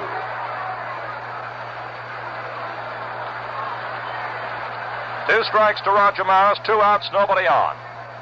Robinson playing him deep in right field. Coleman, the first baseman, has moved a bit closer to the line behind first base. Now Perkey looks in to get the sign. Right-hander all set, Maris waits. Here's the windup, and the pitch, and a swing and a miss. Maris is out on a strikeout. So in the 5th, New York goes down in order. No runs, no hits, no errors, and nobody left. And the score at the end of 4.5 innings of play, New York 11, Cincinnati 3. The first half of today's game was brought to you by the Gillette Safety Razor Company. The second half of today's game is brought to you by Chrysler Corporation. There have been many exciting moments for me in the World Series. One big one has been the opportunity to work side by side with one of baseball's greats, the voice of the Cincinnati Reds, Wade Hoyt. Wade? Thank you, Bob. And Veda Pinson up there now. Veda Pinson leading off in the bottom of the 5th inning as Bud Daly, the left-hander, makes his pitch. There's a curveball in there. Strike 1. The score at the present time is the New York Yankees, 11 runs, 12 hits, no errors. The Cincinnati Reds, 3 runs, 8 hits, 1 error.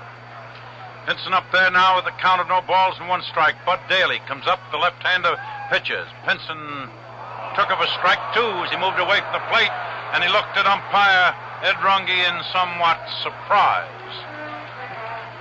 The Yankee infield is playing a little to the right. The third baseman, Boyer, is well off the bag.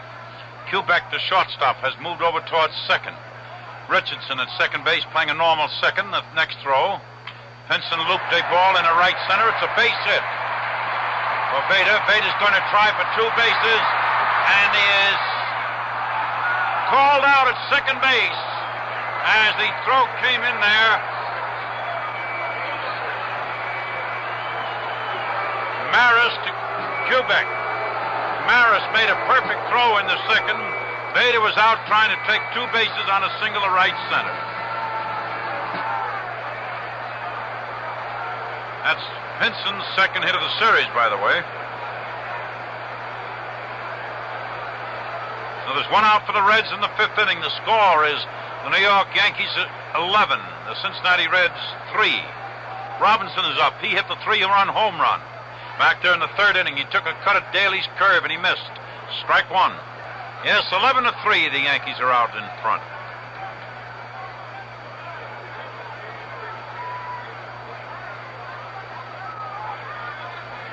With Daly in action again, he throws. Robinson hit a high fly ball back of first base. The second baseman, Richardson, is making an effort. He made the catch down in the bullpen, down in right field. Down in the Yankee bullpen in foul territory, and Robinson becomes the second out in the bottom of the 5th inning. Bring up Gordy Coleman. Coleman has had 1 hit, a bunt single in the 3rd. He's had 1 out of 2 so far today. He's been up the plate 18 times with 5 hits for the series, and he's given a good account of himself. Played very nice ball, this boy.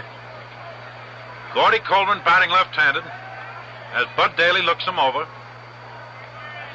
As Daly pitches, the throw to Coleman, he batted slowly in the ground down to the first baseman, and it's handed off to Daly. Daly dropped the ball, and the first base umpire, Jocko Conlon, fell down in his original attempt to cover the play.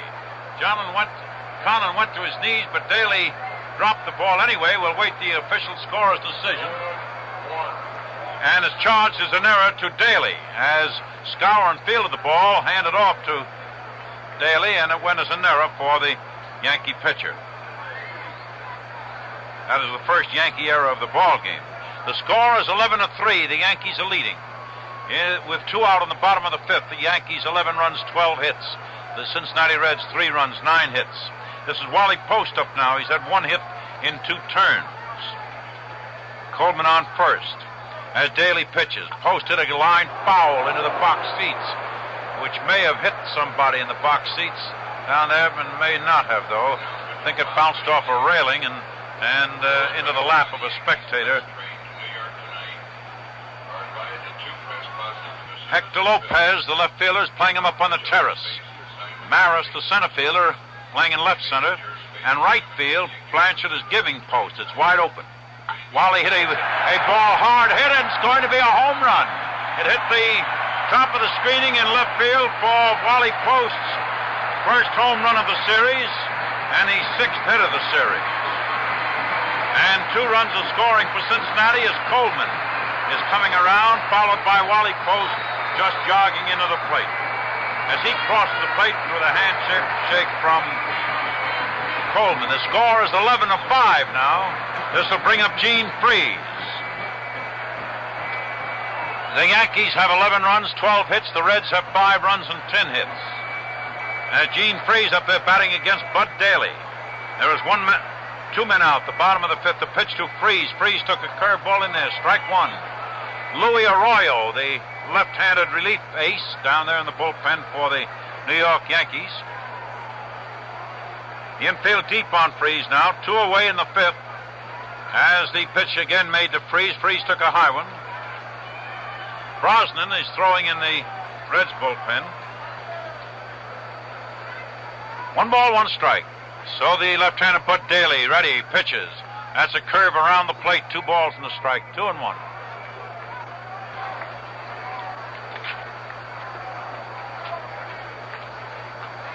2-1 on Freeze. Daly comes up, fires. Freeze took the curve. Strike 2. 2 balls, 2 strikes. Score is 11-5, with the Yankees leading. 2 out in the bottom of the 5th here at Crosley Field.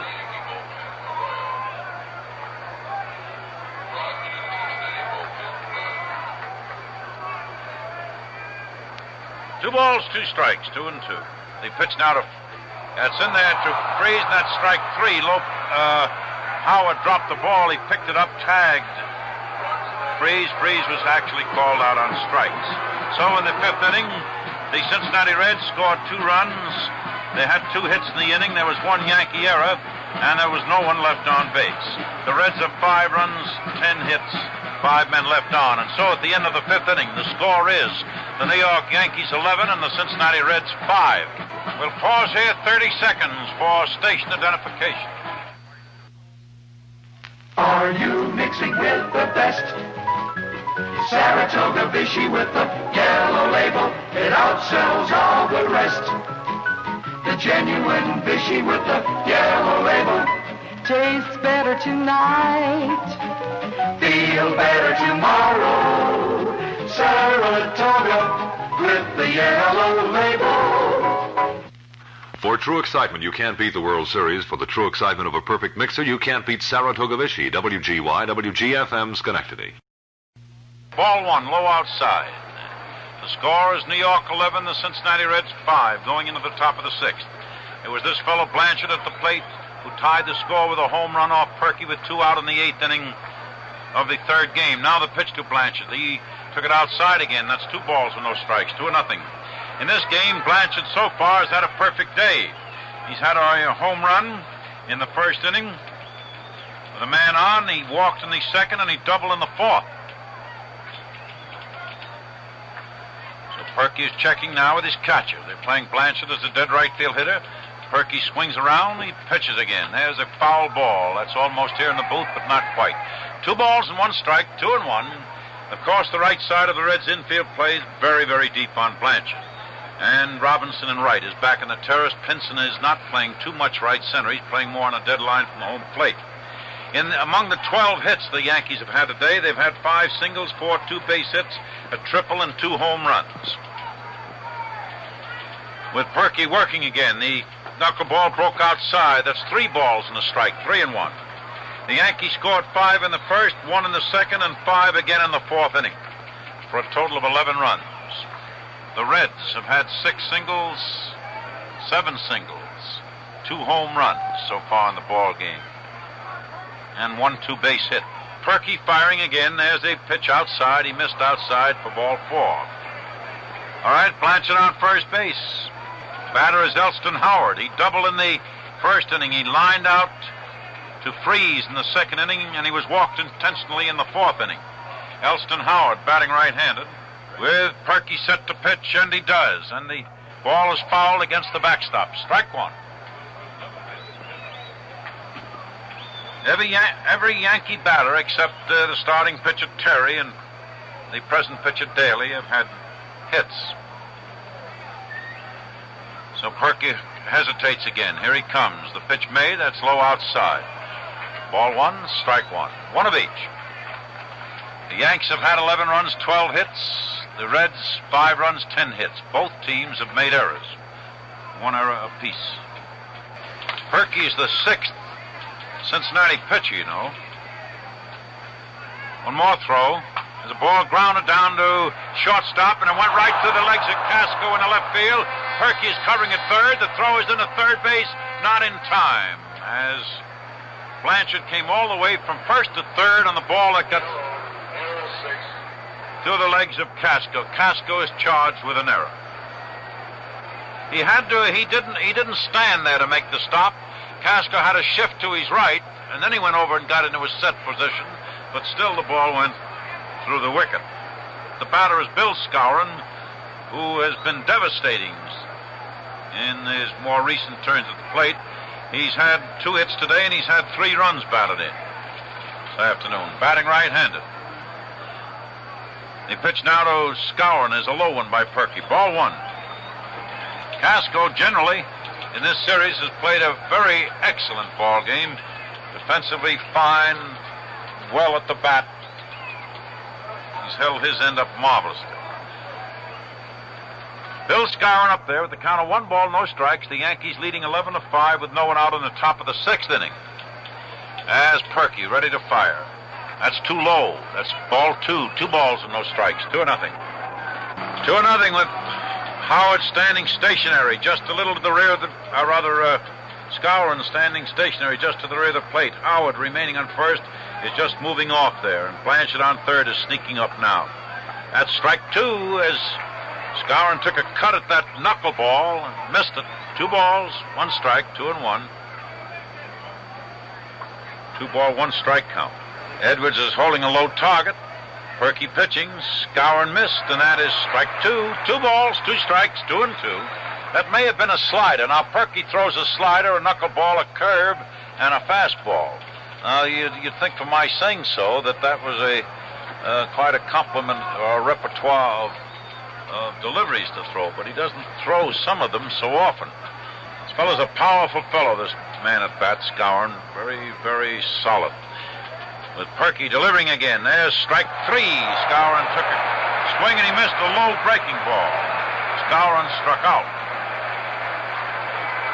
So Blanchard is still at third. Howard is still at first. And so far in this inning, the infield has been playing back. With the Yankees leading 11-5, the Reds want to cut down the big innings if possible. Although they are trailing by 6 runs. The Yankees leading 11-5 with 1 out in the top of the 6th. Now this is Hector Lopez. This fellow filled the breach all right. He has had a triple and a home run. He's had a 3-run home run and a triple which batted in a run. He's batted in 4 runs today. Batting right-handed, Hector Lopez. The pitch to him, he bunted, and Perkey's feeling the ball, throwing it home, and it's a bad throw past the catcher, rolling into the Reds bench. Blanchard has scored, and Howard came around to third, and Lopez went on to second. So it was a push bunt,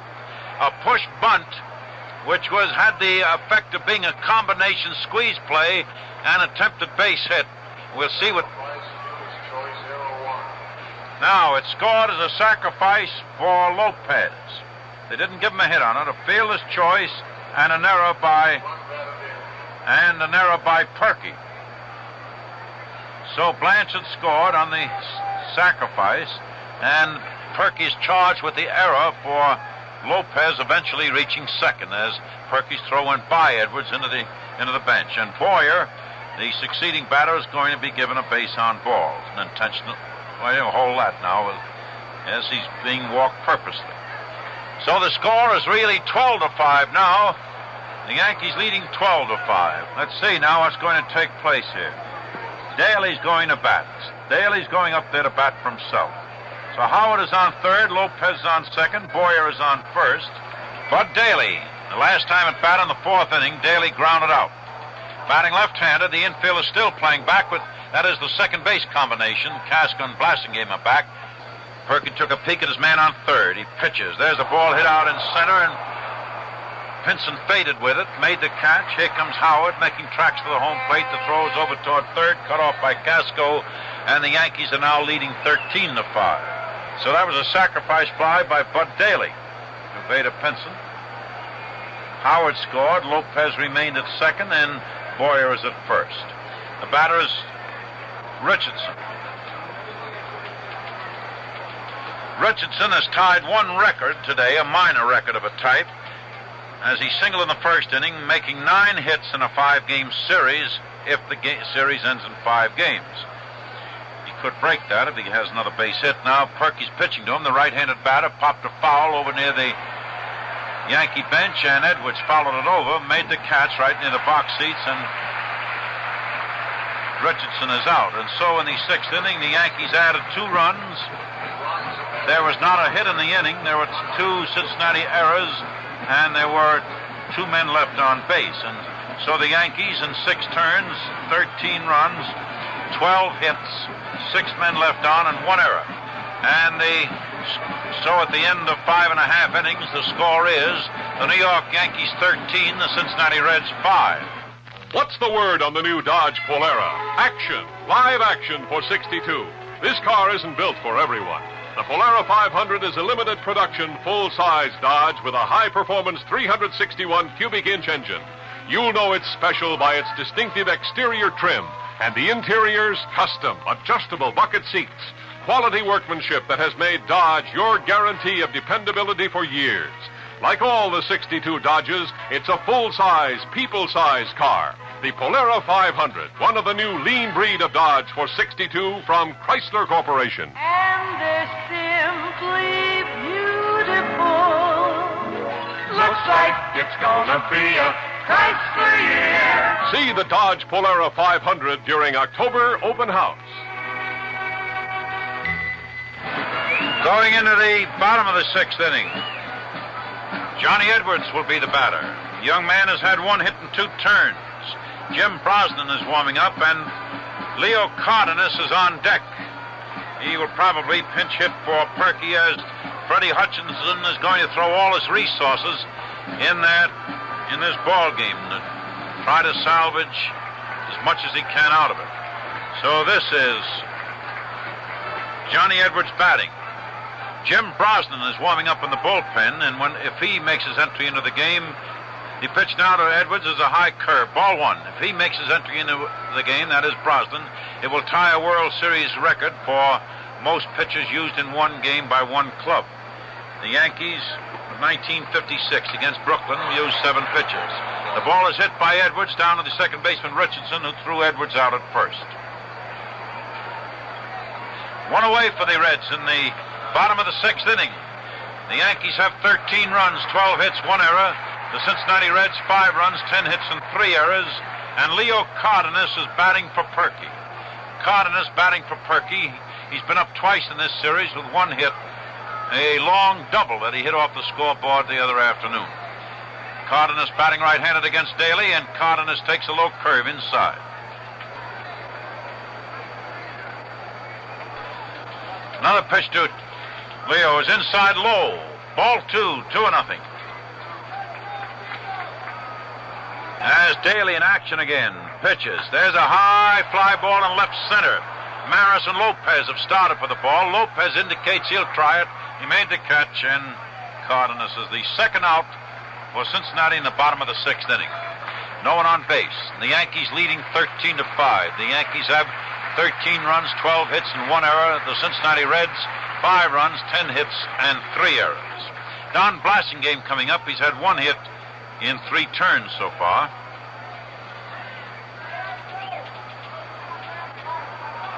Blasingame had a single in the third inning, single to center. But that was off starting pitcher Terry. The pitch now to Blasingame. He hit foul back in the net. Strike 1. No balls, 1 strike.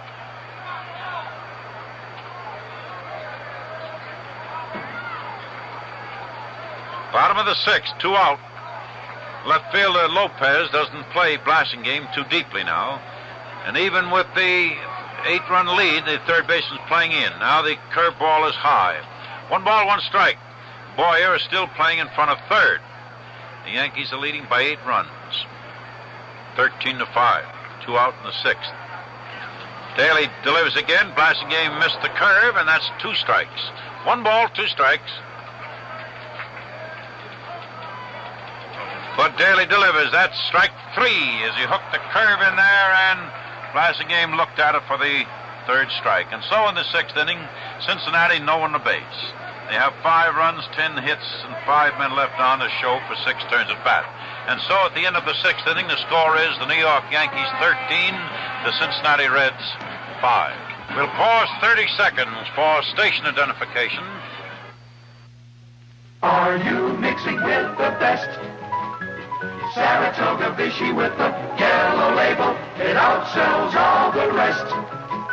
The genuine Vichy with the yellow label tastes better tonight, feel better tomorrow. Saratoga with the yellow label. It's a hit in any man's league. That's Saratoga Vichy. Look for the yellow label that marks the champion. Saratoga Vichy, WGY, WGFM, Schenectady. The first pitch now by Jim Brosnan to Tony Kubek. He hit into the grandstand down there beyond third base. The strike one. Brosnan becomes the 7th pitcher for the Cincinnati Reds, which ties a World Series record. He's throwing there to Quebec. He hit a fly ball into center, and Pinson is loping in, just trotting in under it. Has it, and there is one away. Roger Maris coming up now. Roger Maris flied out to right in the first. He doubled to left in the second, then flied out to left in the fourth, and he struck out in the fifth. So he's had 1 out of 4 for the day. As Brosnan ready to work. He pitching there now to Maris. He hit a long foul over the grandstand down there in right field. Back in 1956, the Yankees used 7 pitchers against the Brooklyn Dodgers. Strangely, in that game, Brooklyn won that game 13-8. There's a foul hit by Maris against the backstop. The score here is 13-5, with the Yankees leading the Reds. Throw to the plate, strike 3 as Brosnan struck Maris out with a change of pace pitch on the outside edge. 2 away now for the Yankees in the 7th inning. The Yankees, however, are leading 13-5. The Yankees have had 13 runs and 12 hits. The pitch to Blanchard is a high inside pitch, ball 1. The Yankees have had 13 runs, 12 hits, and 1 error. The Reds 5 runs, 10 hits, and 3 errors. Brosnan swoops around. The right-hander let loose. Blanchard, he hit down and toward first, and Coleman knocked the ball down, cutting in front of Blasingame, and we'll wait the official score's decision on that one, as it looked as though it were going to be fielded without much trouble. But Coleman, in his eagerness to make the stop, cut in front of Blasingame and merely succeeded in knocking the ball down. That goes as a base hit for Blanchard. That's 3 hits for Blanchard today, plus 2 bases on balls. So he's had a perfect afternoon so far. The batter is Elston Howard. He's been on base 3 times. The pitch to Howard, the right-handed batter took outside, ball 1. Howard doubled in the first, lined out in the second, walked intentionally in the fourth. He was on through an error in the 6th. And Blanchard, who was on first, has had 2 bases on balls, a double, and a 2-run home run. Pitch to Howard. Howard's cracked a single in the center field. Blanchard stopped at second, so there are 2 on now, 2 away, and 2 on for the Yankees in the 7th inning. The Yankees are leading 13-5, and that was the 14th hit by the Yankees. The Yankees have 13 runs and 14 hits. The Reds 5 runs and 10 hits. Bill Skowron up now. He takes Brosnan's first pitch low, ball 1. 1 ball, no strikes. 1 ball, no strikes. With Brosnan working again, he pitches. There's a ball hit high in the air out there to the left fielder. Post is shading his eyes, moving in. Has it, then the side is retired. And so in the 7th inning, the Yankees did not score. No runs, 2 hits, 2 left. In 7 turns at bat, the Yankees 13 runs, 14 hits, 8 men left on and an error. And so at the end of 6 1/2 innings, the score is the New York Yankees 13, the Cincinnati Reds 5. Here at Crosley Field in Cincinnati in the 5th game of the World Series, into the bottom of the 7th inning with the New York Yankees leading the Cincinnati Reds 13-5. And the first batter for the Reds in the bottom of the 7th inning as the game draws to the final stages is Eddie Casco. Eddie Casco has had 2 hits in 3 turns. As Bud Daly, the left-hander who came in the game in the 3rd inning, is pitching now to Casco. Hit a fly ball out there in left field. Hector Lopez cutting over to the line up on the terrace. Under it, has it, and it was just a fair ball, but it was caught by Lopez. About 2 feet fair up on the terrace or the incline in left field. 1 away for the Reds in the 7th inning with Vader Pinson up. Pinson has had 1 hit in 3 turns. He had a single in the 5th inning, and he was out trying to stretch it to a double. So Daly is pitching to Pinson. Pinson took a low one. Ball 1. 1 ball, no strikes. Daly's taking his signals, standing there stationary. Here he goes. He's pitching. There's a ball hit by Pinson in the short right, and Blanchard galloped in and caught the ball. Made an ankle-high, one-handed catch. Didn't think he was going to catch that at first. The sun delayed him a little bit. He didn't get a good peek at the ball once he started in, but then he accelerated, came in, picked it off about ankle-high, and Pinson is out. 2 away for the Reds in the 7th inning. The Yankees have 13 runs and 14 hits. The Reds 5 runs and 10 hits. Robinson up. Robinson dodged a high one inside. Ball 1. Robinson has had a 3-run home run in the 3rd inning. He hit one into the right center field seats with 2 men on base. Robinson hit a line drive. Fair. The third baseman nicked the ball. There goes Robinson on for 2 bases. Boyer took a dive at the ball. It hit his glove in fair territory, and it's considered a fair ball. And Robinson has a double. It landed foul. I guess I should have told you, because it perhaps confused you a bit by saying it was fair immediately. But you see, it was a line drive, and Blanchard leaped at the ball, and it ticked his glove. Boyer ticked the ball with his glove, and the ball continued on without hardly losing any speed.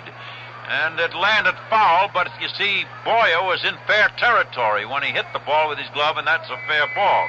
So Robinson went on for a 2-base hit. Now the batter is Gordy Coleman, 2 men out in the 7th inning. Coleman is a rather peculiar batter in a way. He'll fall away from some pitches, and then you give him the same thing over again, and he's liable to hit it over the center field fence, which he has done on a number of occasions. Daly taking the signals, standing there stationary in the mound, standing sideways. Now he's ready to pitch. He throws. Coleman batted a bouncing ball down to the second baseman. Richardson fielded the ball and threw Gordy out at first base. And so in the 7th inning, the bottom of it, the Cincinnati Reds, no runs, 1 hit, and a man left. In 7 turns, Cincinnati 5 runs, 11 hits, 6 men left on base. And so at the end of the 7th inning, the score is the New York Yankees 13, the Cincinnati Reds 5. There's a new lean breed of cars this year, Dodge Dart for 62. Every pound is live weight. Dead weight is out. This year's automatic transmission, for example, is 60 pounds lighter. It's made of aluminum alloy, stronger but lighter and more compact. It takes inches off the transmission hump for more legroom. Full size and people size, that's Dodge. For easier handling, there's a new low-friction steering gear. Even without power steering, your new Dodge Dart will drive as if you had it. Your new Dodge has self-adjusting brakes, goes 32,000 miles before it needs a grease job, goes twice as far between oil changes as it did last year. Dodge for 62 from Chrysler Corporation. Looks like it's gonna be a Chrysler year. See your Dodge dealer during October open house. The 8th inning coming up here at Crosley Field, with the Yankees leading the Reds 13-5. So Hector Lopez will be leading off in the 8th. Jay Hook is beginning to warm up down in the Reds bullpen, as Brosnan now pitches to Lopez inside, ball 1. Another pitch to Lopez. That's low. That's ball 2, as Brosnan wasn't very long between pitches. And 2 balls and no strikes.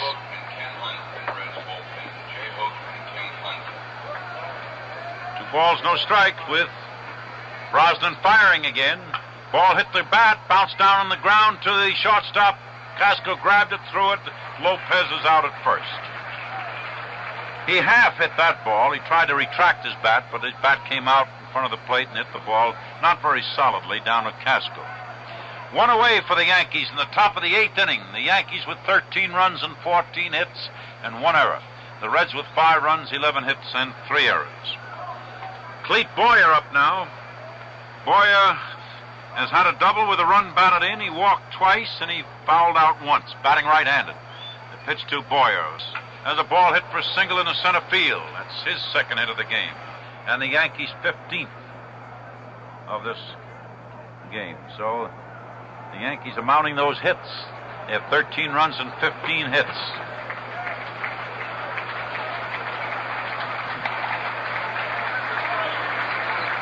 So it's Boyer on first base, 1 out in the top of the 8th inning, and the batter is Bud Daly. Daly grounded out in the 4th inning, and he drove in a run with a sacrifice fly in the 6th inning. There's a bunt, a high bunt to Freeze. Freeze is fielding the ball, throwing the first to Blassingame. And Daly is out. There are 2 away now. That sacrifice went from the 3rd baseman to the 2nd baseman, or otherwise Freeze to Blassingame, putting Boyer on second with 2 out on the top of the 8th. The Yankees are leading 13-5. The Yankees with 13 runs and 15 hits and 1 error. The Reds 5 runs, 11 hits, 3 errors. Richardson up there. This may be his last chance to crack a 5-game record in the World Series. He's had 1 hit in this game so far. The pitch to him missed outside, ball 1. He's been up 5 times in this game with 1 hit. He had a single the first time up. He started all that woe for the Reds in the 1st inning. Ball grounded. It's hit down a Casco, fielded the ball, threw it to first, and Richardson is out at first. And the Yankees are out in the 8th inning. In the 8th inning, the Yankees no runs, a hit, and a man left on. In 8 turns, the Yankees 13 runs, 15 hits, 9 men left on. And so at the end of 7.5 innings, the score is the New York Yankees 13 and the Cincinnati Reds 5. You know, the only thing more exciting than the World Series is your first look at the new cars. And this year, Chrysler Corporation makes it more exciting than ever. 180 brand new cars are offered free during October open house. One of them could be yours. 30 Imperials, 30 Chryslers, 30 Dodge Darts, 30 Lancers, 30 Plymouths, and 30 Valiants. If you own a car, any make or model, any year, all you have to do to qualify is stop in and register with any authorized Plymouth, Valiant, Dodge, Lancer, Chrysler, or Imperial dealer. But this is important. You must register during October open house, and that ends October 31st. Why not see your dealer tonight? Free car offer void in Nebraska, Wisconsin, Florida, Canada, and wherever else prohibited by law. As we go into the bottom of the 8th inning, it will be Wally Post. And Post, who has upheld his end of the World Series for the Cincinnati Reds gloriously. He has been to the plate in this series 18 times, and he has had 6 hits. The last time he was at bat, he had a 2-run home run. So Wally Post leading off for the Reds in the bottom of the 8th, and the Reds trailing by 8 runs. The Yankees are leading the Reds 13-5. Wally Post batting against Daly. So the Yankees switch a bit to the left as Daly pitching to Post. Post hit a ball with one hand. He hit it foul. He hit it in the upper deck down there in left field. No balls, 1 strike. Wally hit that with one hand. He does that quite a lot. The left hand slips off the bat and he comes through with the right.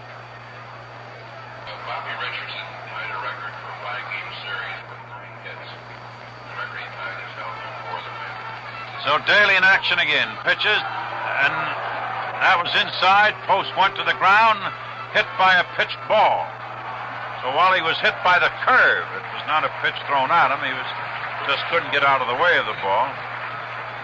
Post is on first base. Gene Freeze batting. Freeze had a double in the 3rd inning.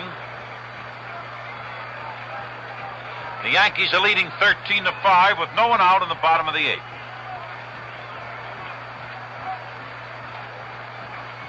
The pitch to Freeze. Freeze hit a high fly ball up in left center. Maris and Lopez both started after it. Maris caught the ball in front of Lopez, and there was 1 out for the Reds in the 8th inning. Johnny Edwards batting. Edwards has had 1 hit in 3 turns.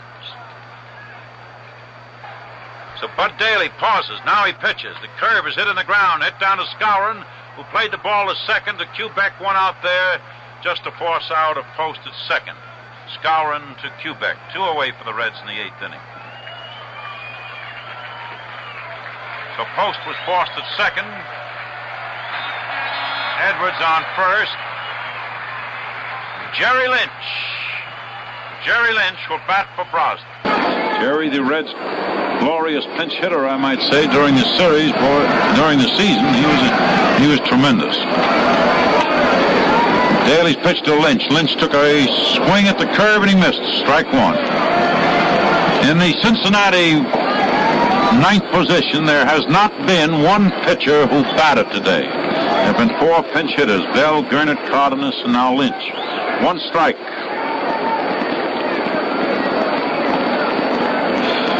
Daly fires again. Lynch took the curve low outside. Edwards on first base, 2 away in the 8th. This is the bottom of the 8th inning, 2 out, and the Yankees have 13 runs and 15 hits. The Reds, 5 runs, 11 hits. Lynch hit the ball on the ground. He hit it down to Richardson. Richardson played the ball to first base. Lynch is out at first, and the Reds are out in the 8th inning. In the 8th inning, Cincinnati, no runs, no hits, 1 man left on, and they have 5 runs, 11 hits, 7 men left on. And at the end of the 8th inning, the score is the New York Yankees 13, the Cincinnati Reds 5. We'll pause here 30 seconds for station identification.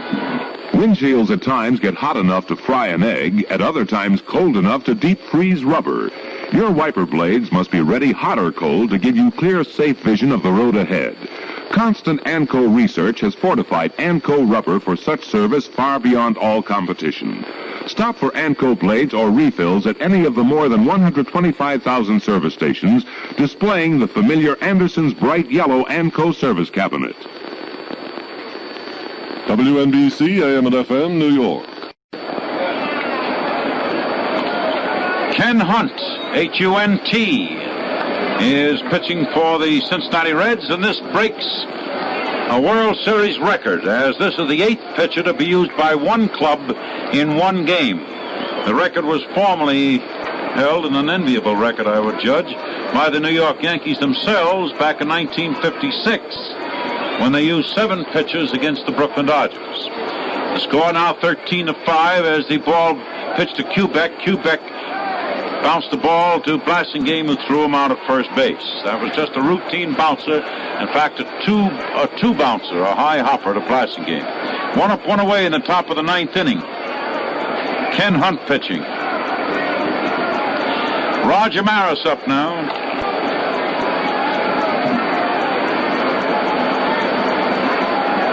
Roger Maris has had 1 hit in 5 turns today, a double in the 2nd inning.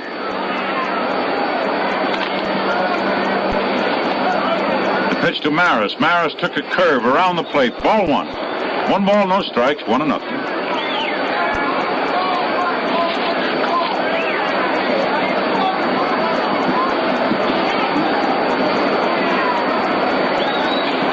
Hunt's a big fellow, tall.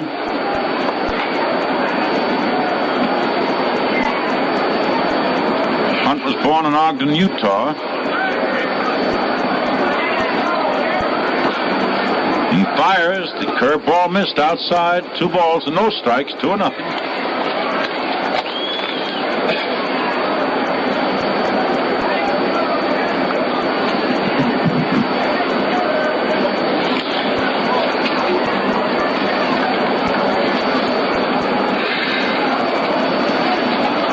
Hunt winds and fires. That's a low one, and that is ball 3. 3 balls and no strikes.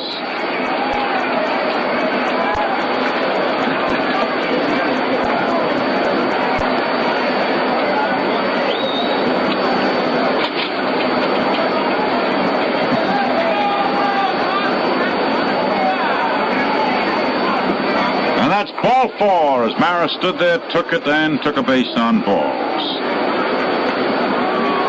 Johnny Blanchard coming up now. Maris on first. Strangely, this tale in this World Series so far has been actually a tale of reserve strength, as Mantle saw very little action. Maris went to bat 19 times with 2 hits. Berra's activities were curtailed. The pitch now to Johnny Blanchard, outside low, and this fellow at the plate came, a catcher by trade, came in to fill in the most tremendous way. Today he's had a single, a double, and a home run and 2 bases on balls. A single, a double, a home run and 2 bases on balls for Johnny Blanchard today. Pitch to plate. There's a ball hit off the glove of the pitcher, who picked it up, whipped it to first, and Blanchard is out at first. It was a line drive that Hunt knocked down. It rolled in front of him and over toward the third base line, but he quickly retrieved it and threw Branson out at first. Maris advanced to second, and Maris is on second with 2 away in the top of the 9th inning with Elston Howard batting. Howard has had a single, a double, a base on balls. He lined out, and again he was on. Another time he was walked purposely. Correction there. He was walked once, and he was on to an error. Batting right-handed, Elston Howard. 2 away in the top of the 9th inning. The pitch to Howard is a curve in there. Strike 1.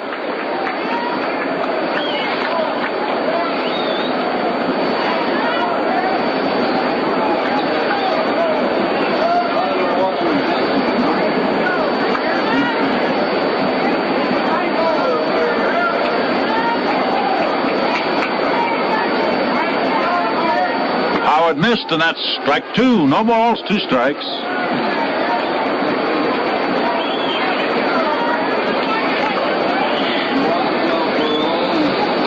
Nothing in 2 on this right-handed batter. Turns that left side in, keeps pumping that bat.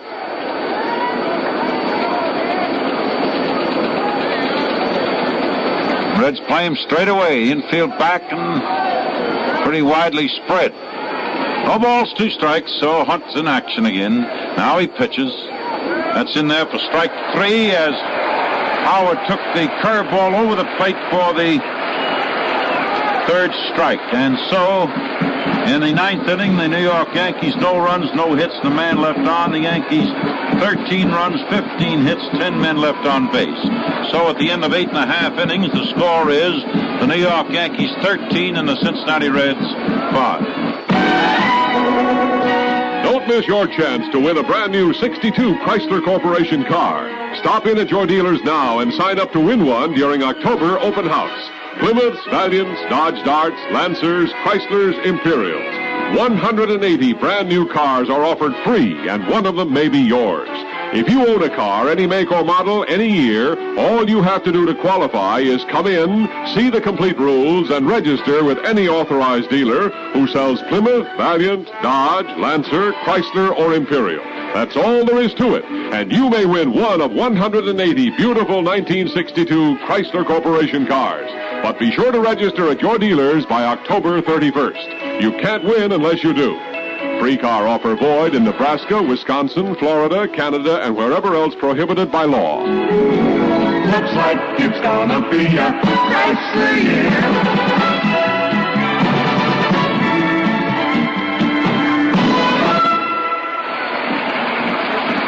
Well, we have a defensive change for the New York Yankees. Roger Maris has moved to right field for the 9th inning.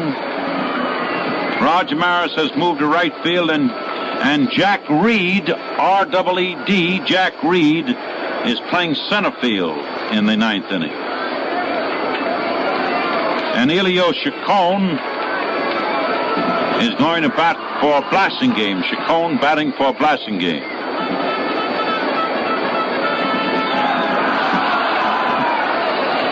So Chacon batting for Blasingame against Bud Daly.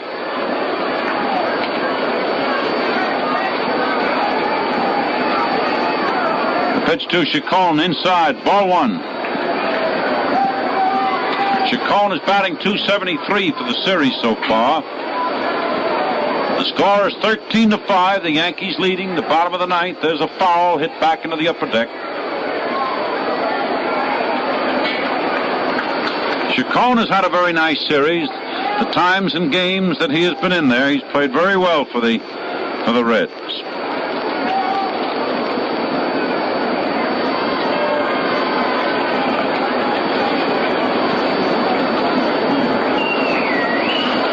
One ball, 1 strike, 1-1.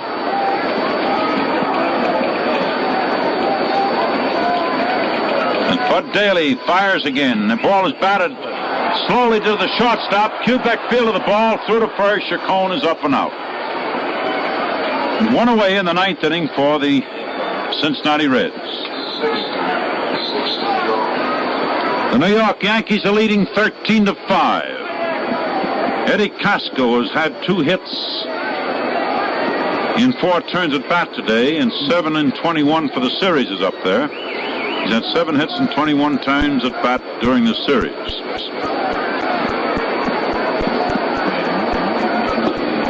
Stu Eddie's in there for strike one call. Call, strike.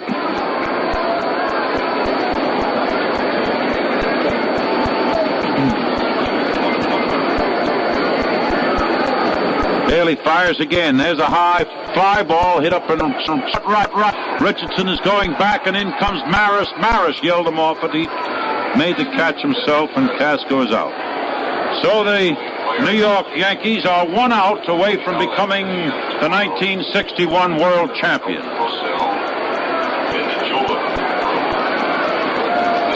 Vader Pinson is the batter. Vader Pinson batting. As Daly makes his pitch to Pinson, the ball hit the bat, flew out there in left field.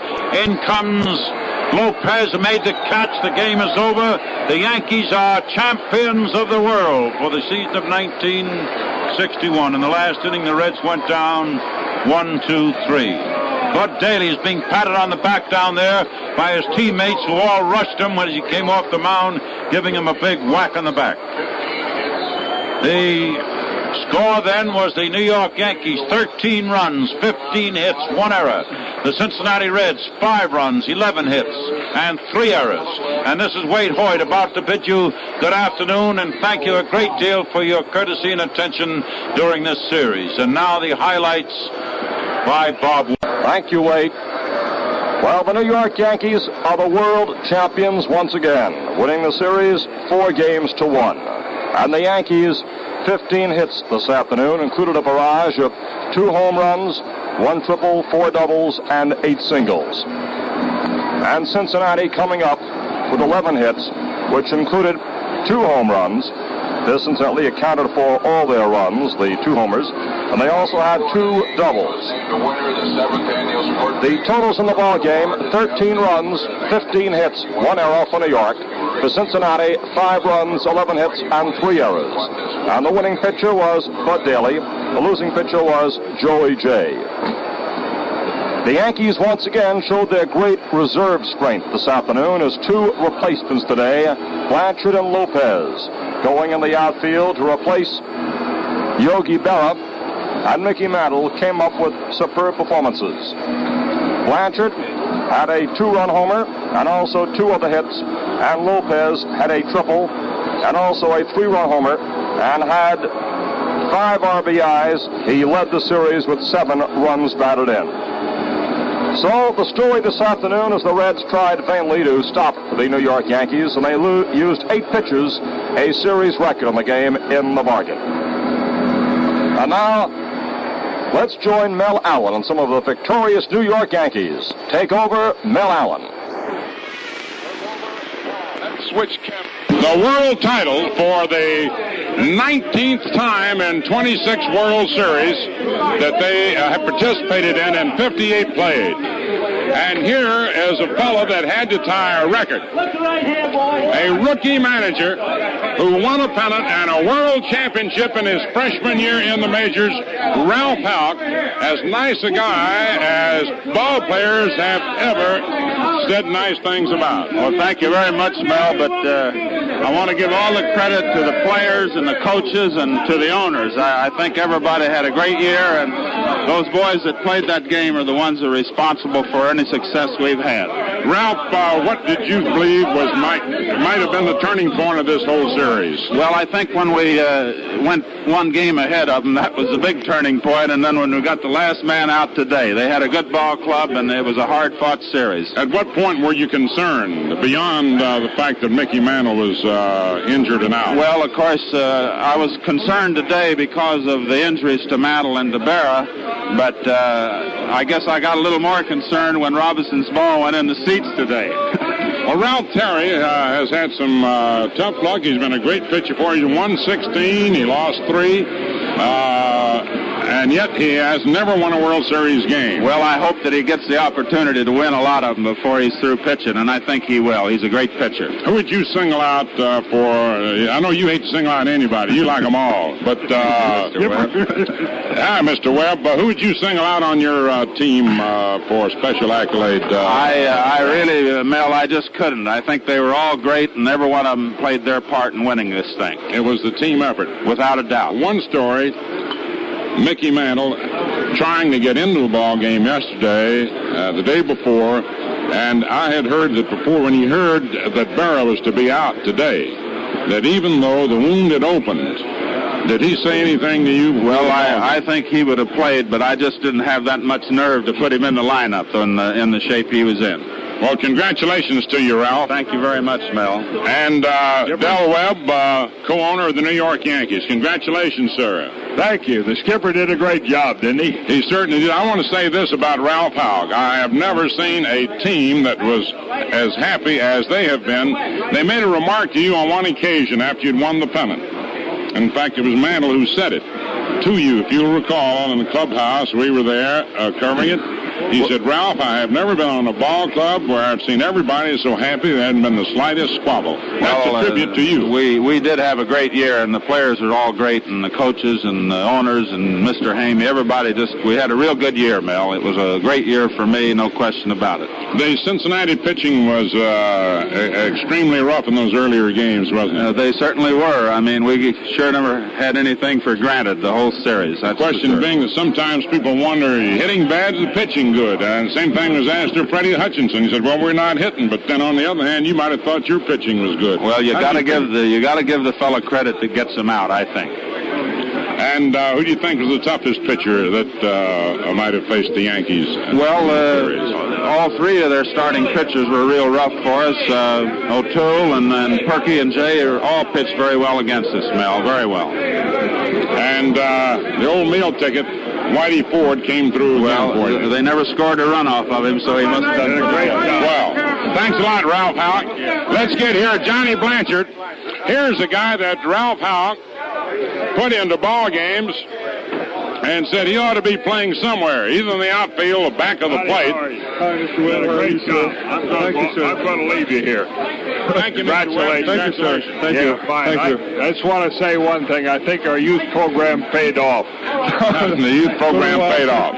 Johnny Blanchard this year hit 4 pinch hit homers. On one occasion at 2 in a row, and your first game after that, you hit 2 home runs, first 2 times up.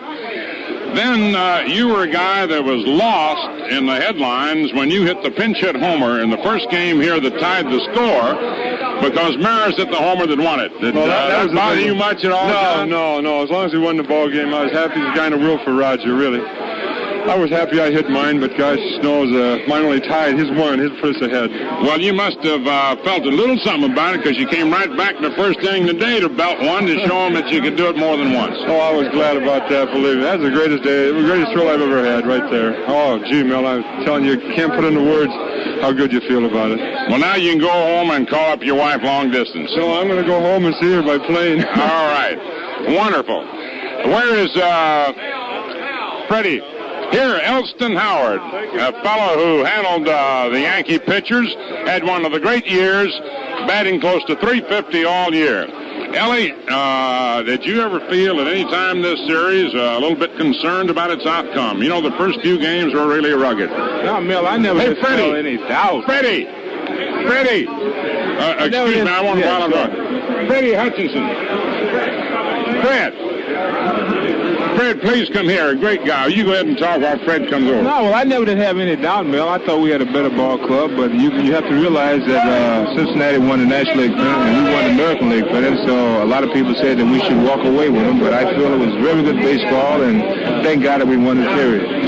Here, ladies and gentlemen, a guy that has played the greatest sportsmanship, which is typical of him, Freddie Hutchinson, who, like Ralph Houck, there were two guys that had the greatest respect to their ball players. I've never known two managers who the ball players loved as much as they did you two and gave you every bit of effort all the way. Fred, of course, it's tough. Somebody had to lose it. But your guys, even when they got behind, they scrapped. Well, they did that, Mel. They did it all year. They played well, and I guess they didn't like me too well in the series. We didn't score enough runs. Did you think there was any particular turning point in the series or any special thing that might have happened? For example, both center fielders were exciting ball players, but they were hurt. And I know Veda was hurt, but you wouldn't alibi that. But still in all... Well, of course, Mel, I think that game that Perkey pitched hurt us. He pitched a fine ball game, and they hit the home run that beat us, and I think that probably hurt us more than anything else because we played very well up until that time. Well, I'll say one thing. You had a ball club that proved today that it was a championship team because even when they were behind 6-0, they kept coming back, kept trying to come back, and even when they got further behind, they didn't quit, and that is a tribute to you as a manager. Well, thank you, Mel. It's been a nice series. I've enjoyed it. Just sorry that we couldn't have done a little better here today and maybe won it. Well, we'll see you. There'll be other chances, Freddie. Thanks a lot, Ellie. Yeah, you're welcome. I want one question about Whitey Ford, who pitched so beautifully that first.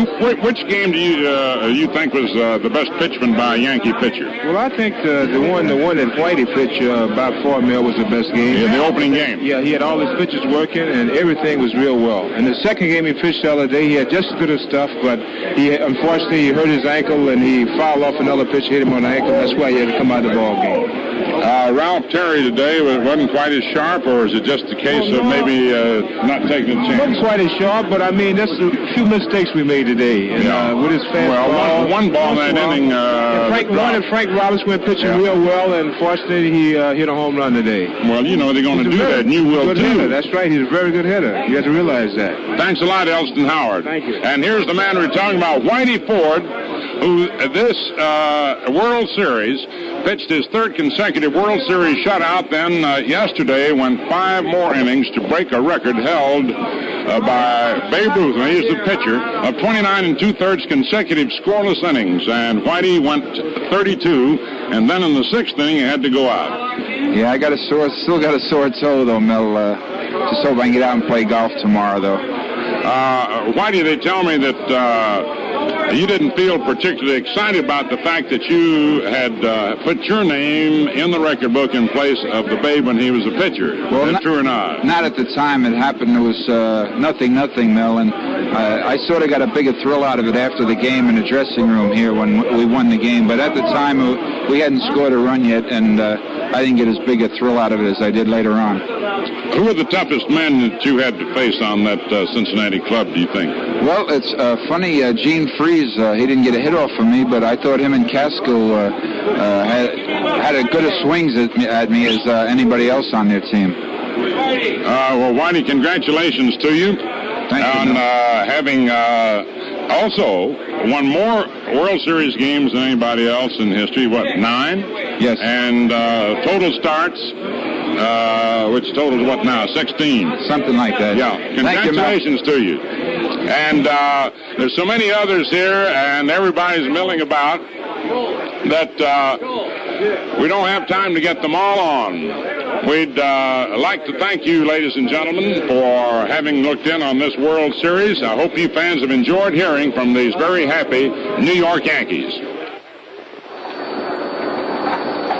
There's the story from the clubhouse. And here at Crosley Field, the folks are filing out after this final game of the series, as New York has won the series 4 games to 1. And they have now won their 19th World Championship. And the final score, once again, 13-5 in favor of New York. Our engineer, Harry Alexander. Our producer, Len Dillon. That wraps up the 1961 World Series. Be with us again December 30th for the Blue-Gray football game, when your hosts, as today, again will be the Chrysler Corporation, where engineering puts something extra into every car, and the Gillette Safety Razor Company, world leader in shaving. Now this is Bob Wolf speaking for Wade Hoyt, saying good afternoon from Crosley Field in Cincinnati.